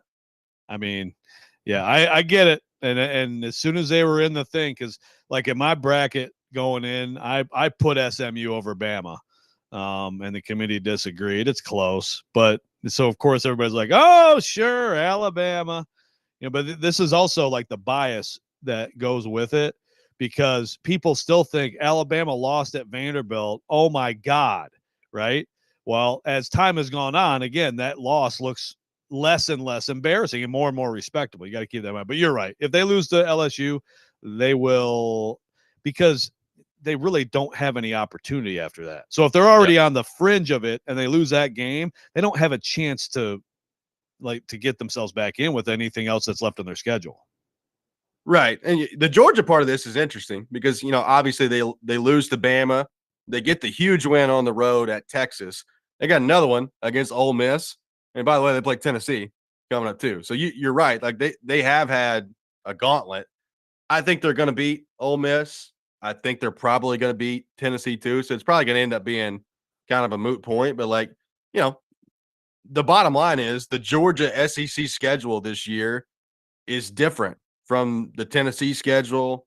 Certainly like a team like Missouri that we talked about heading into the year. Like it's just the imbalance of the schedule right now is going to be a factor as they go in. Like Miami, and somebody just brought this up on the text line.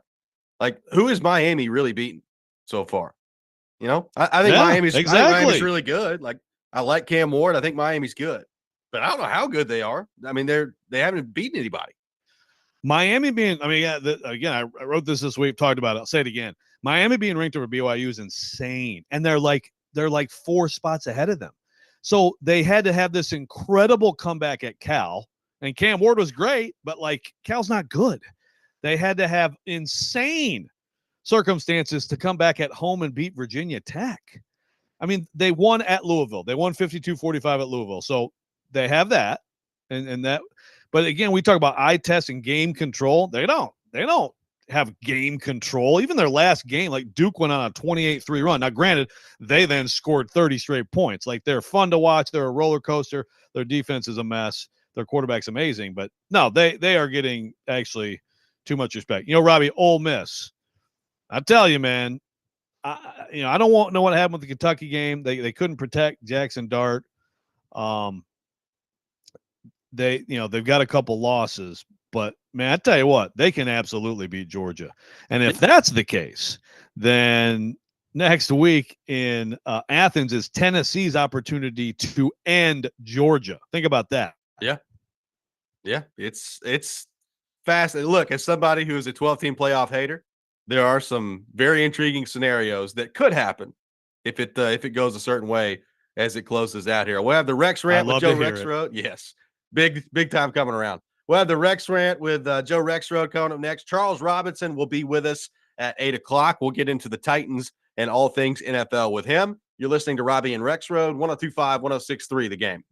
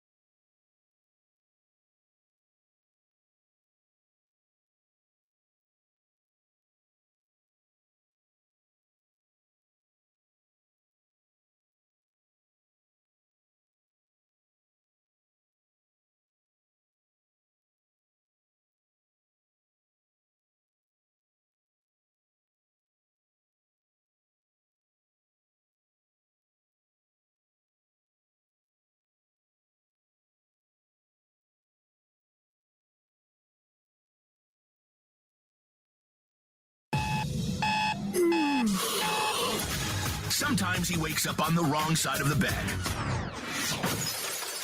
And sometimes he's just, well, Joe. Awkward moment. Let's do it. This is the Rex Rant, now on Robby and Rexrode. How about this thought? Make a 3. Takes me out every time I make a mistake. No, I don't. Give it to Jimmy. I have not watched that game. It's too late. I was in bed. So you have no questions? Now that I... Just wait for you to stop. I'm trying to be as respectful as possible. Are you dumb? It is that time of the day, time for the Rex Rant with Joe Rexrode. You can check it out every morning here on the program. Joseph, the floor is yours, my friend. What was the stuff at the beginning? That's John Oh, yeah. Calipari at his first press conference after a game with Arkansas. Yeah. Okay, I'm gonna have to listen to that again. You don't have to play it again now, but I have to. I was trying to process who that voice was. I should He have called known. the Hogs yet? Until he calls the Hogs, I have no interest in what he has to say. He's not even the real coach until he calls the Hawks. By the way, Roy G. Biv is Big Joe, and I'm sick of Big Joe getting me on the text line. I'm gonna actually. Should I read off? What I should do, because this number now, I have his number. So if you're gonna get me again, Joe, you better get a new phone, brother. You better get a new number because I got your number. Should I read his number? I wouldn't read his number, but I do think I that want the to read his chances, number so bad. the chances of him getting you again are pretty high. I mean, let's be honest here. I mean, Joanna from Donaldson, it took a little while. What else has he been? He's been He's been Joanna a from lot of Donaldson things over the years. Yeah. I don't remember them all. Roy G. Biv was my favorite. Which, by the way, are all the colors on the spectrum, folks, in case you didn't know. Yep. Good job, Roy G. Biv. Let's see. What did Roy G. Biv say earlier? Yeah, here we go. Joe defending every Titans move is something. Are you wanting an interview with Amy and afraid to criticize? He'd be a great reporter for the TASS news agency in Russia. And of course, then I scream like critical, Good job, Joe. You got me, man. Joe's playing chess and I'm playing checkers. But I enjoyed every second of it. But if it's gonna work again, it's gonna be because you got a burner phone. I just want you to know. I don't even remember what I was going to rant. Oh yeah, so this is a quick one, but I think we can all agree now that this is a time to rejoice. Okay, I found something that we can all rejoice about in the wake of an election. Okay, which of course really usually is not the case, right? Half the people are furious, half the people are happy, but I think we can all rejoice together that we are done watching political ads. Right? Yeah. Like we can all Americans can lock arms and all agree that that is a glorious, wonderful thing. So now can we get rid of the freaking prescription drug commercials? Yes. Or at least can we have prescription drug commercials that have a time limit on them? Because I swear I've seen some that are 5 minutes and it's playing some music da da da da da da, and it's then people are dancing around because they got rid of their dysentery or whatever it is, right? And then it's and then it's 2 minutes of disclaimers. This may cause cancer and lupus and rickets and scurvy and just go on and on, and you may die instantly when you take the pill. Can we attack that now? As a nation, can we move on? We're never going to get rid of political ads. We know next time around, it's going to come back, but at least that's cicada bugs, right? But the prescription ads, they don't ever go away, and sometimes they are. I mean, it's kind of funny sometimes, but also this is my number one. If I could get rid of something that I have to watch now that we have political ads, that's my number one. What can we do? It's a great question. I do feel like some of them are really long. I understand you buy commercials and there are different time slots. Some of them are 15 seconds, some of them are 30 seconds, some are a minute. I get all those things, but it does feel like some of these just drag out forever. And it's all 7 minutes. How do you have a 7-minute ad? Here's a cure for the common cold may cause fibromyalgia if you take this thing. And it's well, that's awesome. Let's learn a little bit more about that. By the way, also in some of these commercials, and this is not just a pharmaceutical medical type commercial thing, some of the acting / portraying in these commercials leaves things to be desired. It's hard to watch. I'll put it that way. Hard to watch. Yes. Yeah. People are way too happy as we talk about the side effects that could cause them to lose limbs. Bradford says, what about law office commercials? Yeah. I mean, but at least those are usually short, because it's hey, come talk to Jimmy, whatever his name was in, Better Call Saul. It's 30 seconds at least. So I mean, at least those aren't those don't drag on and on and on. Jimmy McGill, by the way. Thank you. Oh heck yeah. Jim from Springfield says only 2 countries in the world allow prescription medication to be advertised: the United States and New Zealand. Really? I mean, did not know that. And I don't know that it's true now, but I'm going to believe you, Jim from Springfield, and I find that very weird. Lenny says, just say no to drug commercials. There's from Lenny on the text line. That has some potential right there. Trevor says side effects may cause sciatica. I wore my sciatica shirt yesterday, by the way. I saw that. I saw that. Well, someone says, yeah, long and stupid like this segment. Wait, is that Big Joe? That's not Big Joe. That's a different troll. But he may have a fair point. Yeah, so I will say, Lenny, on the Just Say No to Drug commercials.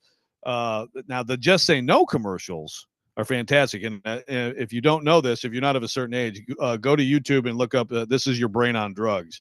Also, the best one was the dad who catches his kid in a bag of marijuana and he's like, "Wow, why are you doing this, son?" And the kid said, "I learned it from watching you." Yeah, it's maybe one of the greatest commercials ever made. Yeah, I saw that.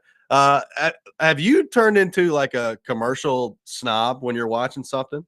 Like football, sports are one thing, but like Shawshank Redemption comes on, right?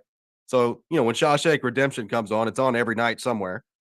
If I see it, I'll usually just stop and watch part of it. And then you'll watch, 7-8 minutes into it, and they go to commercial.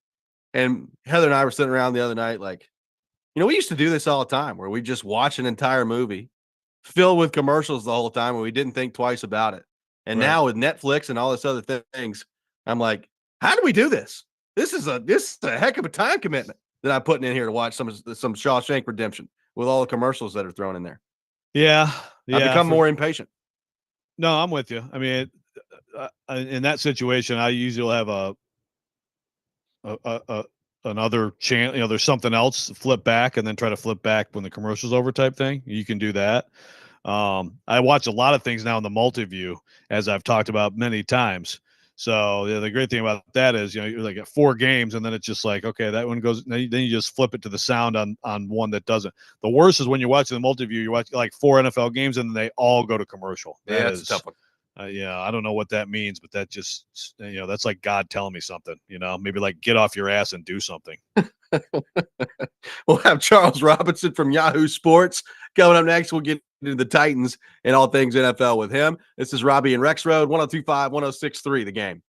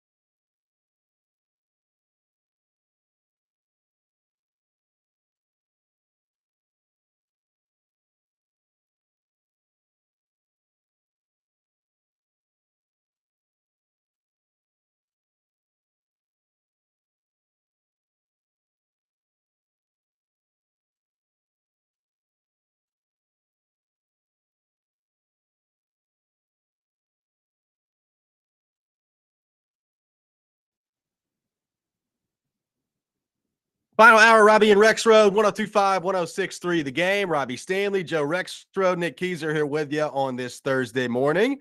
And we go to our 102.5 The Game phone line driven by WilsonCountyHyundai.com as we do every Thursday morning. And welcome in our friend Charles Robinson from Yahoo Sports. Charles, good morning. How are you?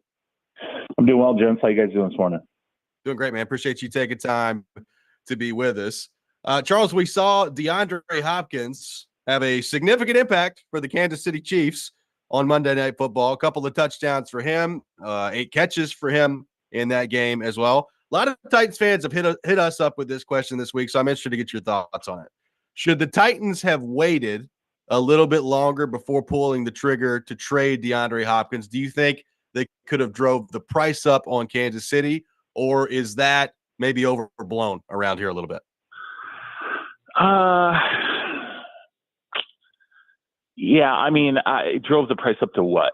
Like, I mean, what I'll ask you guys this. Like, realistically, what do you think is the top market for him? I mean, now remember, age, contract, fit is important, because when I look at Hopkins, I'm like, yeah, generally he could probably go anywhere, but where is he really suited to go? He's suited to go to Kansas City because I think he needs a high-level veteran quarterback who will find trust in him pretty quickly, and I think any other situation that's not Josh Allen, Mahomes, there's just like a handful of spots that to me made sense. It's not like to drive that price up, you have to have a broader market of people clamoring for DeAndre Hopkins. I don't think there was. So, it's, if you want to play chicken and go, well, you want this shiny thing and we're just not going to give it to you, the Chiefs are just going to sit there and go, we're not keeping him. Like, where are you going with this situation? You're going to deal him regardless. I just don't know that there would have been an opportunity to really drive up the market, because I don't think the Steelers were coming for Hopkins. That he was like the one wide receiver that I feel like they, were not really aggressively pursuing. I mean, they went after like 5-6 guys before they got to Mike Williams. And I never heard inside the Steelers, I never heard Hopkins' name come up. Some of the other guys that, Mingo going to Dallas, what a weird trade. I don't think Dallas was pushing for DeAndre Hopkins either. They were looking for a younger piece that had multiple years on the contract, and they felt like had some upside. It just, the market was more limited for Hopkins than maybe fans realize. That's wild to me that the Steelers would go through a bunch of guys and not be interested in him. That kind of boggles my mind. On the trade deadline overall, Charles, who made moves, who changed the math, if anyone? Do you think the Lions did enough with Big Z? Who else stands out to you as, really like having done well here? Well, I think Baltimore, adding Deontay Johnson, Tre'Davious White. I mean, you look at Baltimore, they had multiple pieces. And I think, to me, not only do I like the pieces that they added, but I think it's clear, like, they know what's going on right now. Like, this is it. Like, we have to win the Super Bowl this year. We don't know how long this is going to last with Derrick Henry. I mean, this could be a 1-year splash with him, and then when the cliff comes, it's going to be a staggering cliff, and we're going to be looking for another running back. So they can't. I think they're sitting there saying we can't guarantee that Derrick Henry 2024 is going to be Derrick Henry 2025.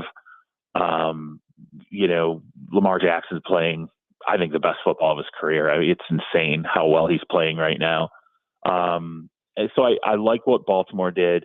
Detroit, I would have liked to have seen them add one more piece. I know they were poking around on maybe a second defensive piece, maybe a wide receiver for depth with all the crap that's going on with Jameson Williams.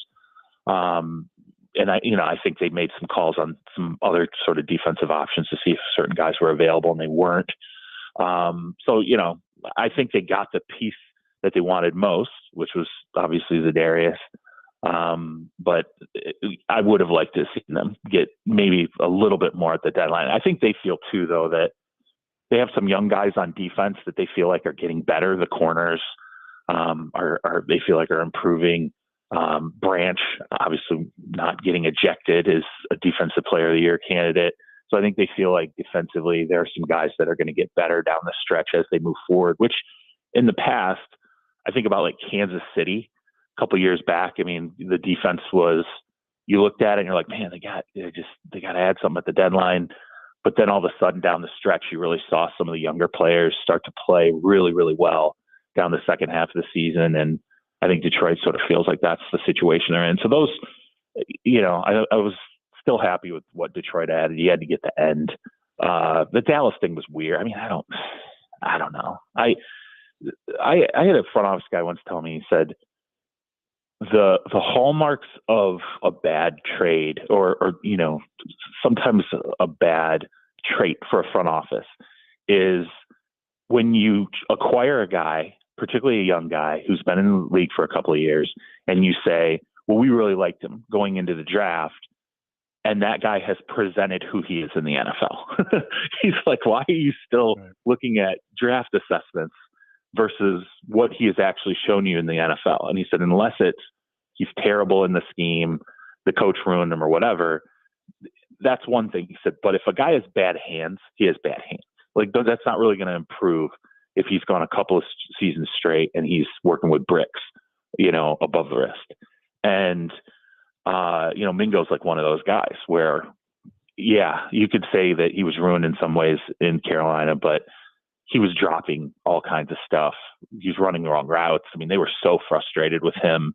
And I think part of getting Deontay Johnson was upset. It was like they started to clean out pieces around Bryce because I think their math, they were like, maybe some of Bryce Young's problems were also some of the wide receiver problems and mistakes we made there. But just Dallas giving up a fourth for that guy it's something, that's for sure, because there was no one else going to get him. I can tell you that. Well, you bring up Dallas. I mean, look, they get smoked by the Packers in the playoff game last year. A lot of people thought they should have fired Mike McCarthy then. They didn't. Now they've lost 3 in a row. They're 3-5. And oh, by the way, Dak's hurt. Like, how bad do you think this is going to get in Dallas? And what do you think it signals it means for them moving forward with Prescott, Lamb, and Micah Parsons, who they still have to figure out? Yeah, Mike is coming back. I think defensively, you'll see they'll get a little healthier and they should play a little bit better defensively down the stretch. But of course, obviously removing Dak, I'm curious to see whether or not the pipe dream of, Cooper Rush, he's shown he can win games.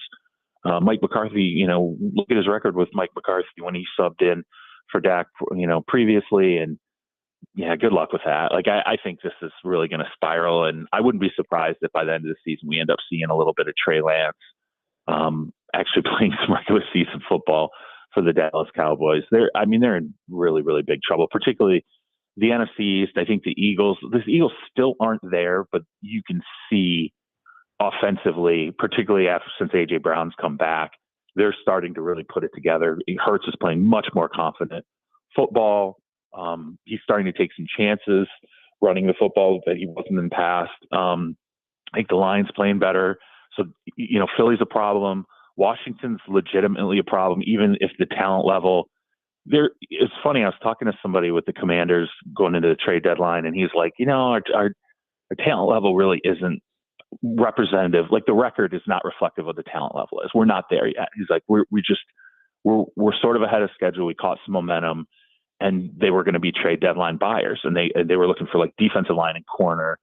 And I knew they had interest in Lattimore, but it's just right now the momentum in that locker room, the belief in Jaden Daniels picking up Marshawn Lattimore, everything's going their way right now. So they're going to be a handful. It's just the Cowboys they're in a terrible spot in the NFC East right now. And I think it's really very, very possible that you end up seeing them easily have double-digit losses this season. McCarthy gets fired, and they start making some pretty significant wholesale changes. I mean, even on the roster, I think you could see some of those older guys on defense start to get flushed out. You're going to have to get the Micah deal done next offseason. It is a priority. I do think they will get it done because I think they'll make him the highest paid defensive player in the game next offseason. It was even when they were doing the Lamb deal, when I talked to people inside Dallas, they're like, Mike is still the number one priority, even though we're going to get Lamb done first. with everything we're doing right now in terms of holding back some of the capital is because they want to pay Micah. No, the salary cap. I forgot that that's real. Charles, you mentioned the Cowboys, and I understand there are lists forming in some front offices in terms of the head coaching candidates. Have you got some names for us? Yeah, now that Dennis Allen's fired, and Robert Saleh's out in New York, you're starting to get basically coaching agents are sitting there, and they're starting to be informed they're going to be on the list once the teams start aggressively lining up interviews. It's not, I don't think it's a huge surprise, but especially high-end coordinators like Joe Brady is going to be on a ton of lists, the Buffalo Bills offensive coordinator. You're going to see, interestingly enough, like Aaron Glenn is, I'm not a huge Aaron Glenn guy, to be honest with you. Like, I think he's okay as a coordinator, but he has gone through the rounds in the past with interviews. He interviews really, really well. And I think especially the Saints job opening up is good for him because there's a lot of institutional knowledge about Aaron Glenn there, both in ownership, the front office, obviously played there. So I think that's a job you could see. Vrabel, though, is, from what I've been told, like the priority in terms of ex-coaches is not necessarily Belichick, that it could end up being Vrabel, and that Vrabel is definitely going to be on the Saints list for interviews. I don't know yet on the Jets. The Jets is murky because like something's going to happen with Woody Johnson with Trump winning the election. Woody Johnson's either going to be in his cabinet or he's going to be sent back to his ambassador position in the UK. So it's sort of like, how much is Christopher Johnson going to be making decisions again? The last time, he made the Saleh hire and some of the other things that he did, I don't think Woody was thrilled about that. So it's sort of, how does this all line up in terms of whatever Woody ends up doing politically, and how involved is he going to be in the interviews this time? And it's a little murkier there. But like I said, I was told, expect Vrabel to be in terms of teams that request, ex-head coaches or even have anybody like that on the list. Vrabel's going to be at the very top for most teams, not necessarily Belichick. Belichick, I think, is still looked at as a fit. I know some people are just in love with the guy and are like, everybody should take him. I don't think he's looked like that. Look, that's not how he's perceived organizationally in the NFL. I think it's still fit, and it'll be interesting to see what happens with the Cowboys. It really will, because that's the marriage I would love to see happen, because I think it's a train wreck, and Jerry Jones is. I can't even. It's getting rough. Like, it's getting really, really rough. Jerry Jones, after the last loss, he's out there and he's basically crying, but he's like talking about Michael Irvin, watching Michael Irvin cry. And like, I'm sitting here, I'm like, why is this guy talking about the mid-90s? I'm like, dude, I'm like, this is, we're so far past that now. You got to wake up, man. Like, stop bringing up that stuff. That has nothing to do with your situation now. He's like leaning on memories now to make decisions that are 30 years old in a league that was completely different than the NFL is now. And it's getting tough. I'm curious how much longer we see Jerry doing the every game interviews and the radio interviews, because I do think this season it's the roughest experience I've seen with Jerry doing that. So, Charles, the Titans are traveling to LA, taking on the Chargers this weekend. Chargers are at 5-3. They're in a playoff spot at the moment. What do you make of the job that Jim Harbaugh has done in year one with LA? I mean, the team is authentically built the way that Harbaugh told us they were going to be built, right? I mean, they've faded a little bit. It's funny because people are sitting there, and I think when you ask people, what do you think of the Chargers? They're perceived as being this authoritative run team, and are they even top 20 in the league in like rushing yards this season? I don't know that they are. And, I think one of the things that's been most impressive defensively, they're playing better than I thought they would this season. I think Herbert is now, when you look at the expanse of the season, I wonder if some of it had to do with his health, he's starting to look like that guy that we all thought was going to be like a top 5, top 6 quarterback in the league. He's starting to play that way. And I think part of it is Ladd McConkey has really, really fit there. That was one of those draft picks where I was like, that guy's going to be a perfect fit. And he's going to end up getting 140 targets a season. And he will settle Herbert down. That's really what has happened. I think Quentin Johnston, when I went through there in camp, the kid had such a rough rookie season and his confidence was completely blown. And I talked to the GM, Joe Ortiz and Harbaugh, and it was like, no, we're going to completely rebuild him. He'll be fine. And he'll still drop balls now and then, but he's going to be a big play receiver for us, and it'll balance out between he and McConkey. That's kind of what's happened. When Johnston's on the field and he's healthy, they're rolling, like they're getting that point. And they, interestingly enough, they were pretty aggressive at the trade deadline. They just couldn't get anything done. They were trying to buy like a high-end tight end at the deadline. They just never, they were really interested in David Njoku with the Browns, and the Browns were like, no, we're not, so potentially all pro player this year. We're definitely not moving them. But they're aggressively, and I think they're going to continue to aggressively hunt a tight end in the offseason. Maybe Colston Loveland, the kid out of Michigan, since Harbaugh's got that track record with him, I wouldn't be surprised if that ends up being a guy they target early in the draft. But really good offensive team. The Titans will have their hands full, I think, particularly in the passing game, even more so than the run game at this stage with the Chargers. Okay, Charles, I want to go back to the Lions because I've taken some crap this week, and nothing in my mind has changed because the kid has, basically he was a Heisman top 2-3 guy, tears his ACL, and we haven't been able to see him play any football yet. But he's also right now sitting there and collecting dust. And at some point, I see no. I know things change fast in this league, but Jared Goff is entrenched and playing the best football of his life. And, so let me ask you about Hendon Hooker. What do people think about Hendon Hooker in this league? Is this just going to be one of those? Is he going to be like, is this like a Packers situation for them where they finally have someone, they just sit there forever, and then at some point they think he's good enough to take over? Do they think less of him? Is it possible that there's a market for him? Oh, I don't think they think less of him. I think they're very, very happy with him. And they also know that they have him under contract through 2026. And I actually was probably, I don't know, it was a couple of weeks ago. It was probably around the time where I talked to you guys and I said I'd really like to see Hooker get on the field.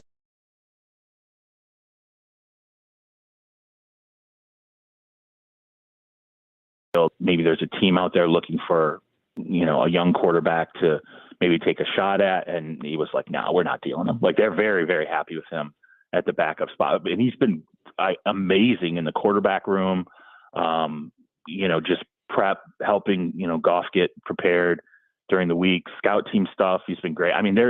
They are absolutely like head over heels psyched about him, but they also know when they did the deal with Goff, the point there was, okay, we're really, if this works out well, we'll take Jared Goff into his late 30s with us, which, to your point, is, I would think this offseason, I would wonder if maybe there's a chance for them to talk to other teams about whether or not Hooker is a player. But the problem is he just doesn't have a ton of tape. He hasn't gotten on the field, and he does have some exhibition stuff.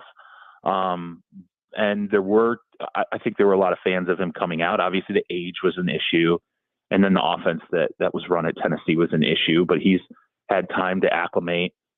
The one thing I would watch is, let's see where Ben Johnson goes, because sometimes you see those OCs, they move, and then if they're looking for a quarterback, you're like, well, I know this guy. I've seen this guy in practice. Like I'll be honest, like the Browning kid in Cincinnati.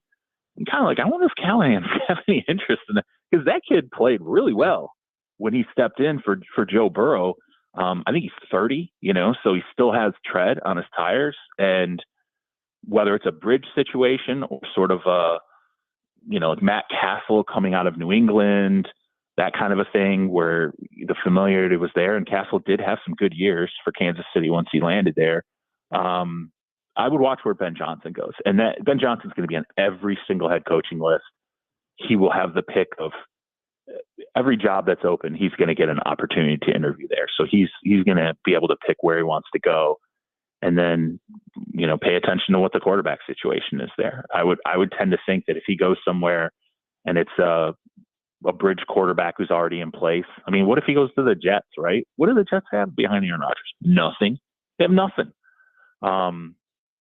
Yeah. So where he goes, I think really matters, because he's probably got a better handle on Hendon Hooker than anybody else. But I just telling you, everything inside that organization, I think they would love to have him where he is for the next, for eternity, as long as they can possibly keep him. They know that's not going to be the case, but yeah, he's done really, really well there. It's unfortunate he hasn't had an opportunity to see the field more, but that's just kind of how it goes. He might, but maybe it ends up helping him, right? Maybe he starts. What's that? Well, maybe it ends up being good for him, though, right? Yeah. That's the yeah, thing. He's absolutely. able to develop without having failures on the field early. Yeah, I'm a fan of red shirt, especially rookie year red shirts for quarterbacks. I know everybody says, well, not really learning anything if you're not on the field. That's not really true. There's a lot of stuff that gets done with mechanics. There's a lot of there's bonds that get built. Like Jordan Love, it was funny. Part of Jordan Love's success with some of these guys, Romeo Doubs in particular, he was throwing to these guys when that last year Aaron Rodgers was in Green Bay, didn't want to throw to any of these guys, Christian Watson, Romeo Doubs, and just couldn't stand them. Who do you think was throwing to him? Jordan Love was throwing to them in practice like every day. And so there is something gets built confidence-wise, learning the offense. And again, coming out of Tennessee, it's been difficult because their offense is not anything close to any sort of one-to-one. Like, I'll give you a really good example. Cedric Tillman. Okay. This is a guy who's getting play now in Cleveland. I loved Tillman. I loved the skill set. I remember when he was coming out of Tennessee, I was like, that is an NFL one, that's a number one receiver in terms of like the build and some of the traits. And what I was told every time I went through the Browns, it was, give him a year and a half. It's going to take a year and a half. Like it's because the offense is just so different there. We're going to have to reprogram them a little bit in terms of learning, the route tree in the NFL and all, having to actually be on the line of scrimmage, a lot of different stuff. And when Cooper got traded, I texted somebody in the organization. I was like, is this Tillman time? And he was like, yeah, pay attention. And he's cranked. Like he's looked fantastic for them. And I think Tennessee, you get these guys that come through, particularly when you're talking about wide receivers in the quarterback position, where if you're patient, and remapping what they're looking at and on the NFL level, you can have some success. So two guys that I'm curious to see, like, let's say week 18, maybe the Falcons are good enough that Michael Penix gets a start in week 18, and maybe the Lions are good enough that Hendon Hooker gets a start in week 18, which I think both organizations would be really happy if they could get those guys out on the field and get them in, a live full game under their belt at the end of the season. Yep, no doubt about it. Charles, great stuff as always, man. Really appreciate you taking time to be with us, and we'll talk to you next week. There's a request in my household. I was told today before I got on. Ask Rexrode if he's eaten any Halloween candy. Oh boy, yeah, I had 3 take 5s. Okay, I admitted it yesterday. I know. Okay, there was some odds exchanged in our household, so thanks, Joe. I lost my bet. Dude, you bet failure, bro. You bet on me to not do it. Come on. Yeah, you sounded. How does Dawn know me better than you? You sounded very convincing. You sounded like you were a man of. You just. This is what you were going to do. Of health and conviction. Yeah. Yes. That's right. That's right. Man, let you down again. Right. My goodness. Yeah. You owe me $10, Rexrode. All right, I got you. I'll give it to you in take 5s. See you guys. See you, Charles. Charles Robinson joins us every Thursday morning at 8 o'clock. We'll take your thoughts, 615-737-1025. Preds pick to click. Coming up next, we'll be joined by Predators assistant coach Darby Hendrickson at 8:45. But right now, be the first caller, 615-737-1025, 615-737-1025. If you guess a goal scored for the Predators, you will win a pair of tickets to a future Nashville Predators home game. We'll do that next. Robby and Rexrode, 1025, 1063, The Game.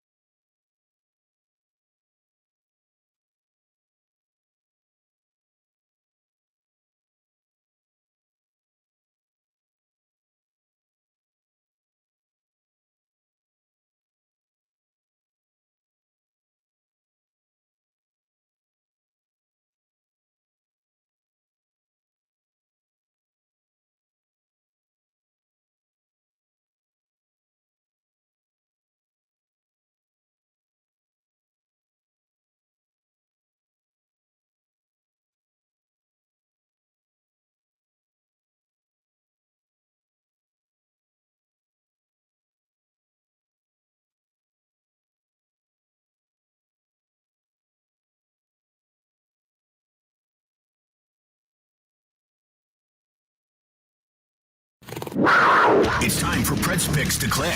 And a shot at the score. Do you think you know who will score a goal in tonight's Predators game? Little give and go. Shoot your shot for a chance to win Preds tickets. Call 615-737-1025 now. It's Pick to Click, now on Robby and Rexrode.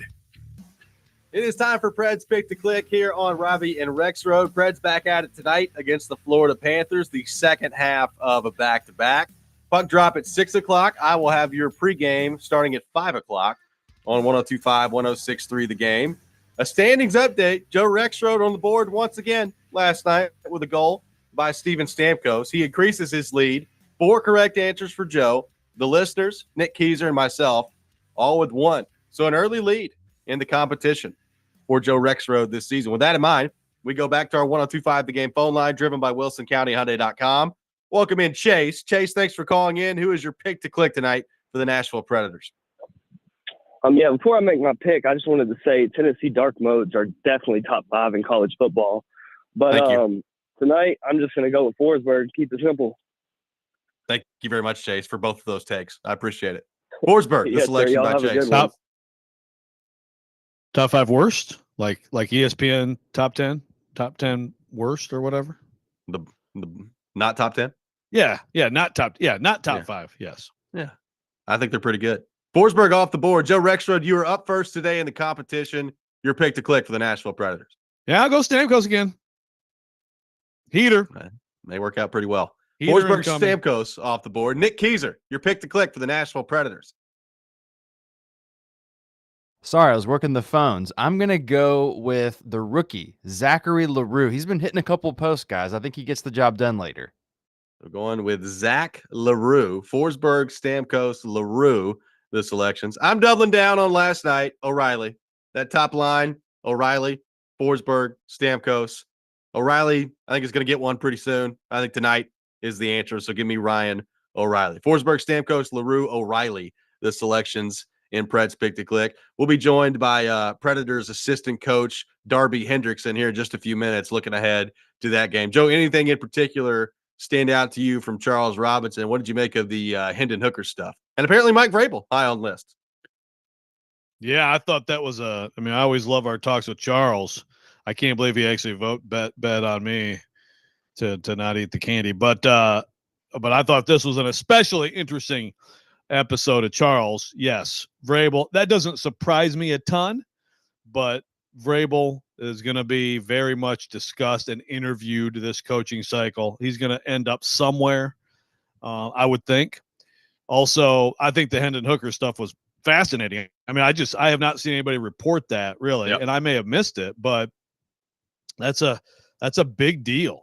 And again, it just and this is in particular, Stilly ripped me for the Hooker stuff, but like his take on Hooker, he's not alone on this. And it's just like this Hendon Hooker. It's like, guys, the guy was, he didn't play great at Georgia. And so I didn't think he was going to win the Heisman anymore after that game. And he was definitely going to New York. He was going to be a top 2 or 3 vote getter for the Heisman.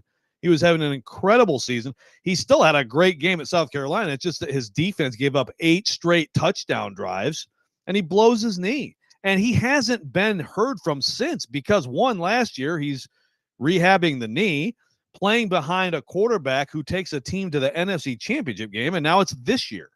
Like, there's nothing about Hendon Hooker's path from his injury to now that should give anybody doubts that he can play in the NFL.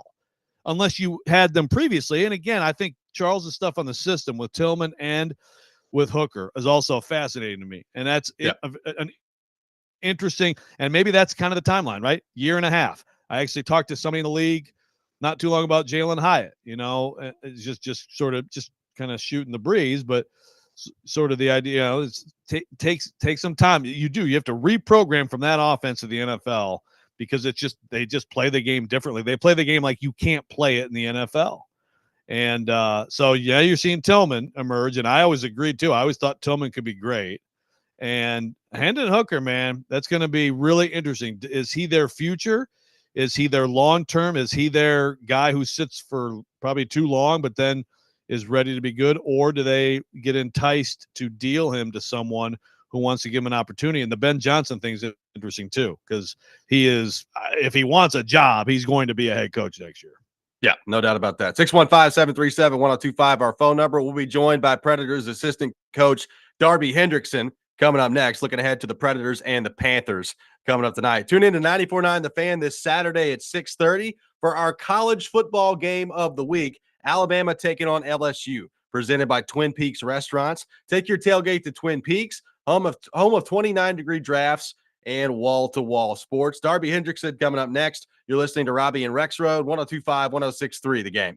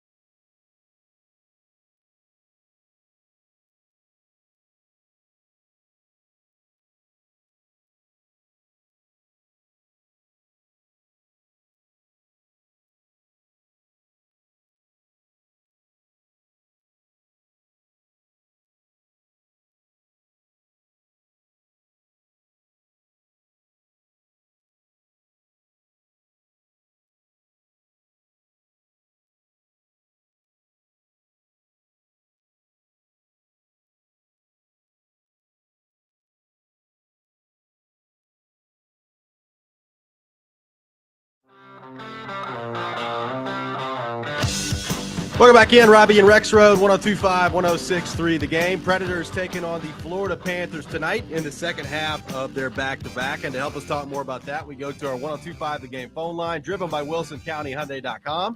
And welcome in Predators assistant coach, Darby Hendrickson. Darby, good morning. How are you? Good morning. How you doing? Awesome, man. Really appreciate you taking time to be with us. So, Darby, I know right now the result's the most important thing, and you didn't get what you were looking for last night against Washington in that category. How did you feel about the process of the game? Did you feel like there was progress that your group made last night? I would definitely say yes. Our effort was much better overall. Just our energy. I think one of the challenges we've had all year is we constantly are playing from behind, and you play catch-up games, so you're forcing plays. But I like the effort of the team. I thought we competed hard. Obviously, we had a goal late in the game that we thought we could get a call on it. We didn't get it. We challenged it, but we were right there. And I think the one part for us is probably just the grade A chances we're giving up to other teams right now. There's definitely something we got to focus on and just clean that up. Juice has been great in net. Like, he's made the big saves, but we're just a little tighter in those areas. But I thought we went to the net a lot better, and that's what we got to do tonight against Florida.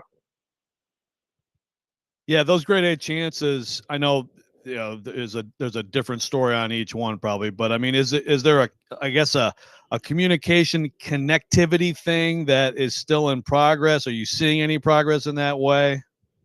Yeah, that's the communication part is always just within the team on the ice, players talking, sorting things out.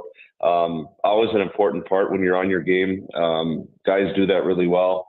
You're on the same page. It's kind of different things for us. One time it might be in the defensive zone. Another time it could be an odd man rush where we're trying to make a play, then we get caught, and the other team goes back the other way. So it's different things that we're trying to identify to be more consistent at, for sure. But I thought as a whole, we're getting better in that category. We're trying to be more consistent, and I just think the big part for us is really that area in front of Juice, where we're defending that little part right in front of him. That's where all the goals are scored, and that's where we got to get stronger. So, Darby, I thought 5-on-5 last night, Forsberg, O'Reilly, Stamkos looked really good together in their first game. What did you make of that line, and what did you make in particular of Stamkos and how he fit with those two? Yeah, I agree with you. We've been trying to find combos of different guys pretty much all year, and last year the Forsberg, Nyquist, O'Reilly group obviously was a very strong, consistent line. And we're trying to tweak. We're trying to get chemistry. We're trying to get, a lot of times, even if the three guys, it's not a perfect fit, you're trying to get pairs. And as the season goes, kind of find guys that can complement each other. But I thought they played well. I thought as Steven with Stamkos, as the game went on, he got better and better. Obviously, a big goal for us.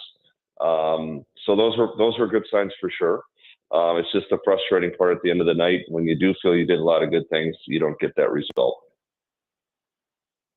You mentioned that, going to the net, Darby, and obviously that's been talked about a lot this year. Parsonen does get that first one, and he's got the big body, and he just seems like one of those guys, obviously, who could do some work around there. What do you think about where he is right now, and could he be one of those answers?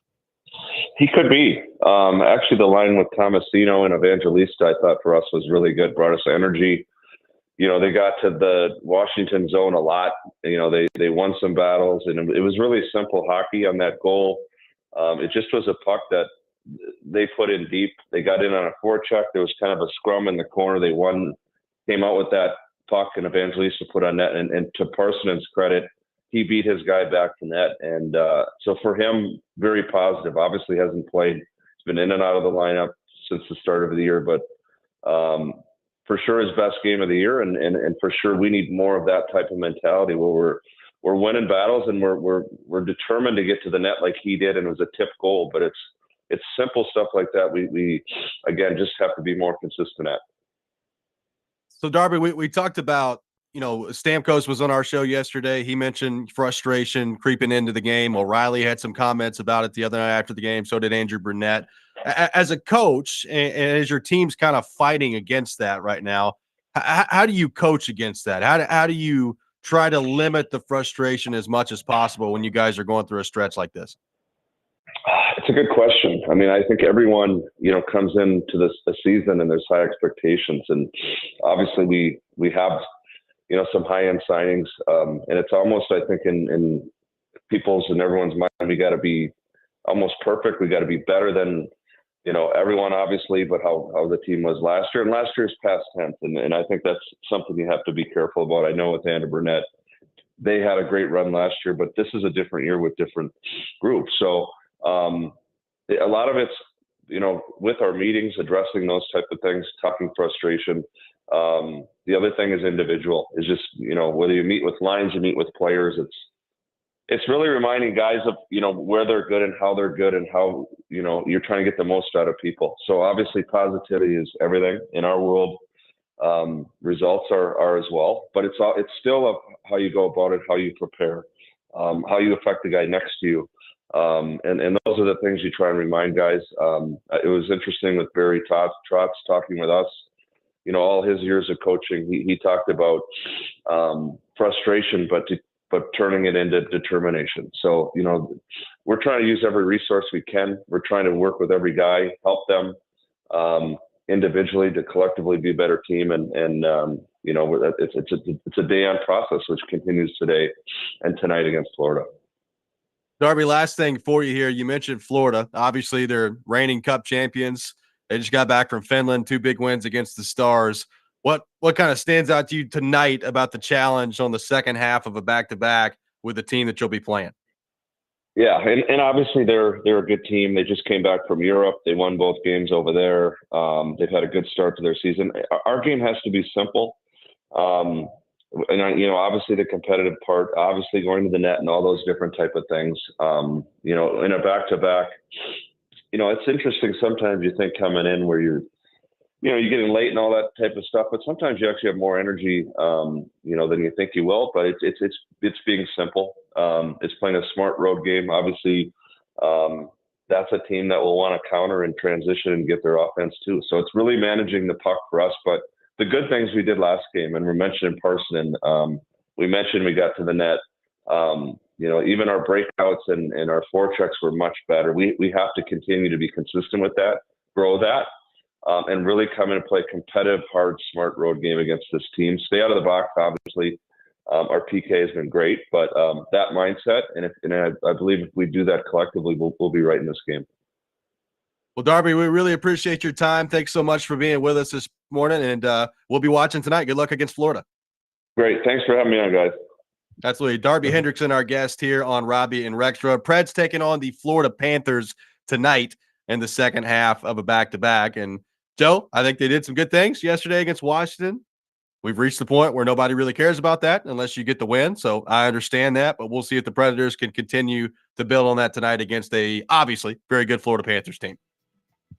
Yeah, as you looked at this combo, you go in thinking, a split's not bad, and even with the record, but you're probably more likely to get the first one than the second one. But maybe they can flip that around and get this one. It would be a big win. I'd say the most impressive win of the season if they can get it. Yep, no doubt about that. I'll have your pregame tonight at 5 o'clock here on 102.5 The Game. Puck drop at 6 coming up tonight between the Panthers and the Nashville Predators. That's going to do it for us today here on the program. Hope everybody has a fabulous rest of their day, especially Roy G. Biv. Hope he has a wonderful rest of his day here on the show. Chase and Big Joe coming up next. You're listening to 102.5, 106.3 The Game.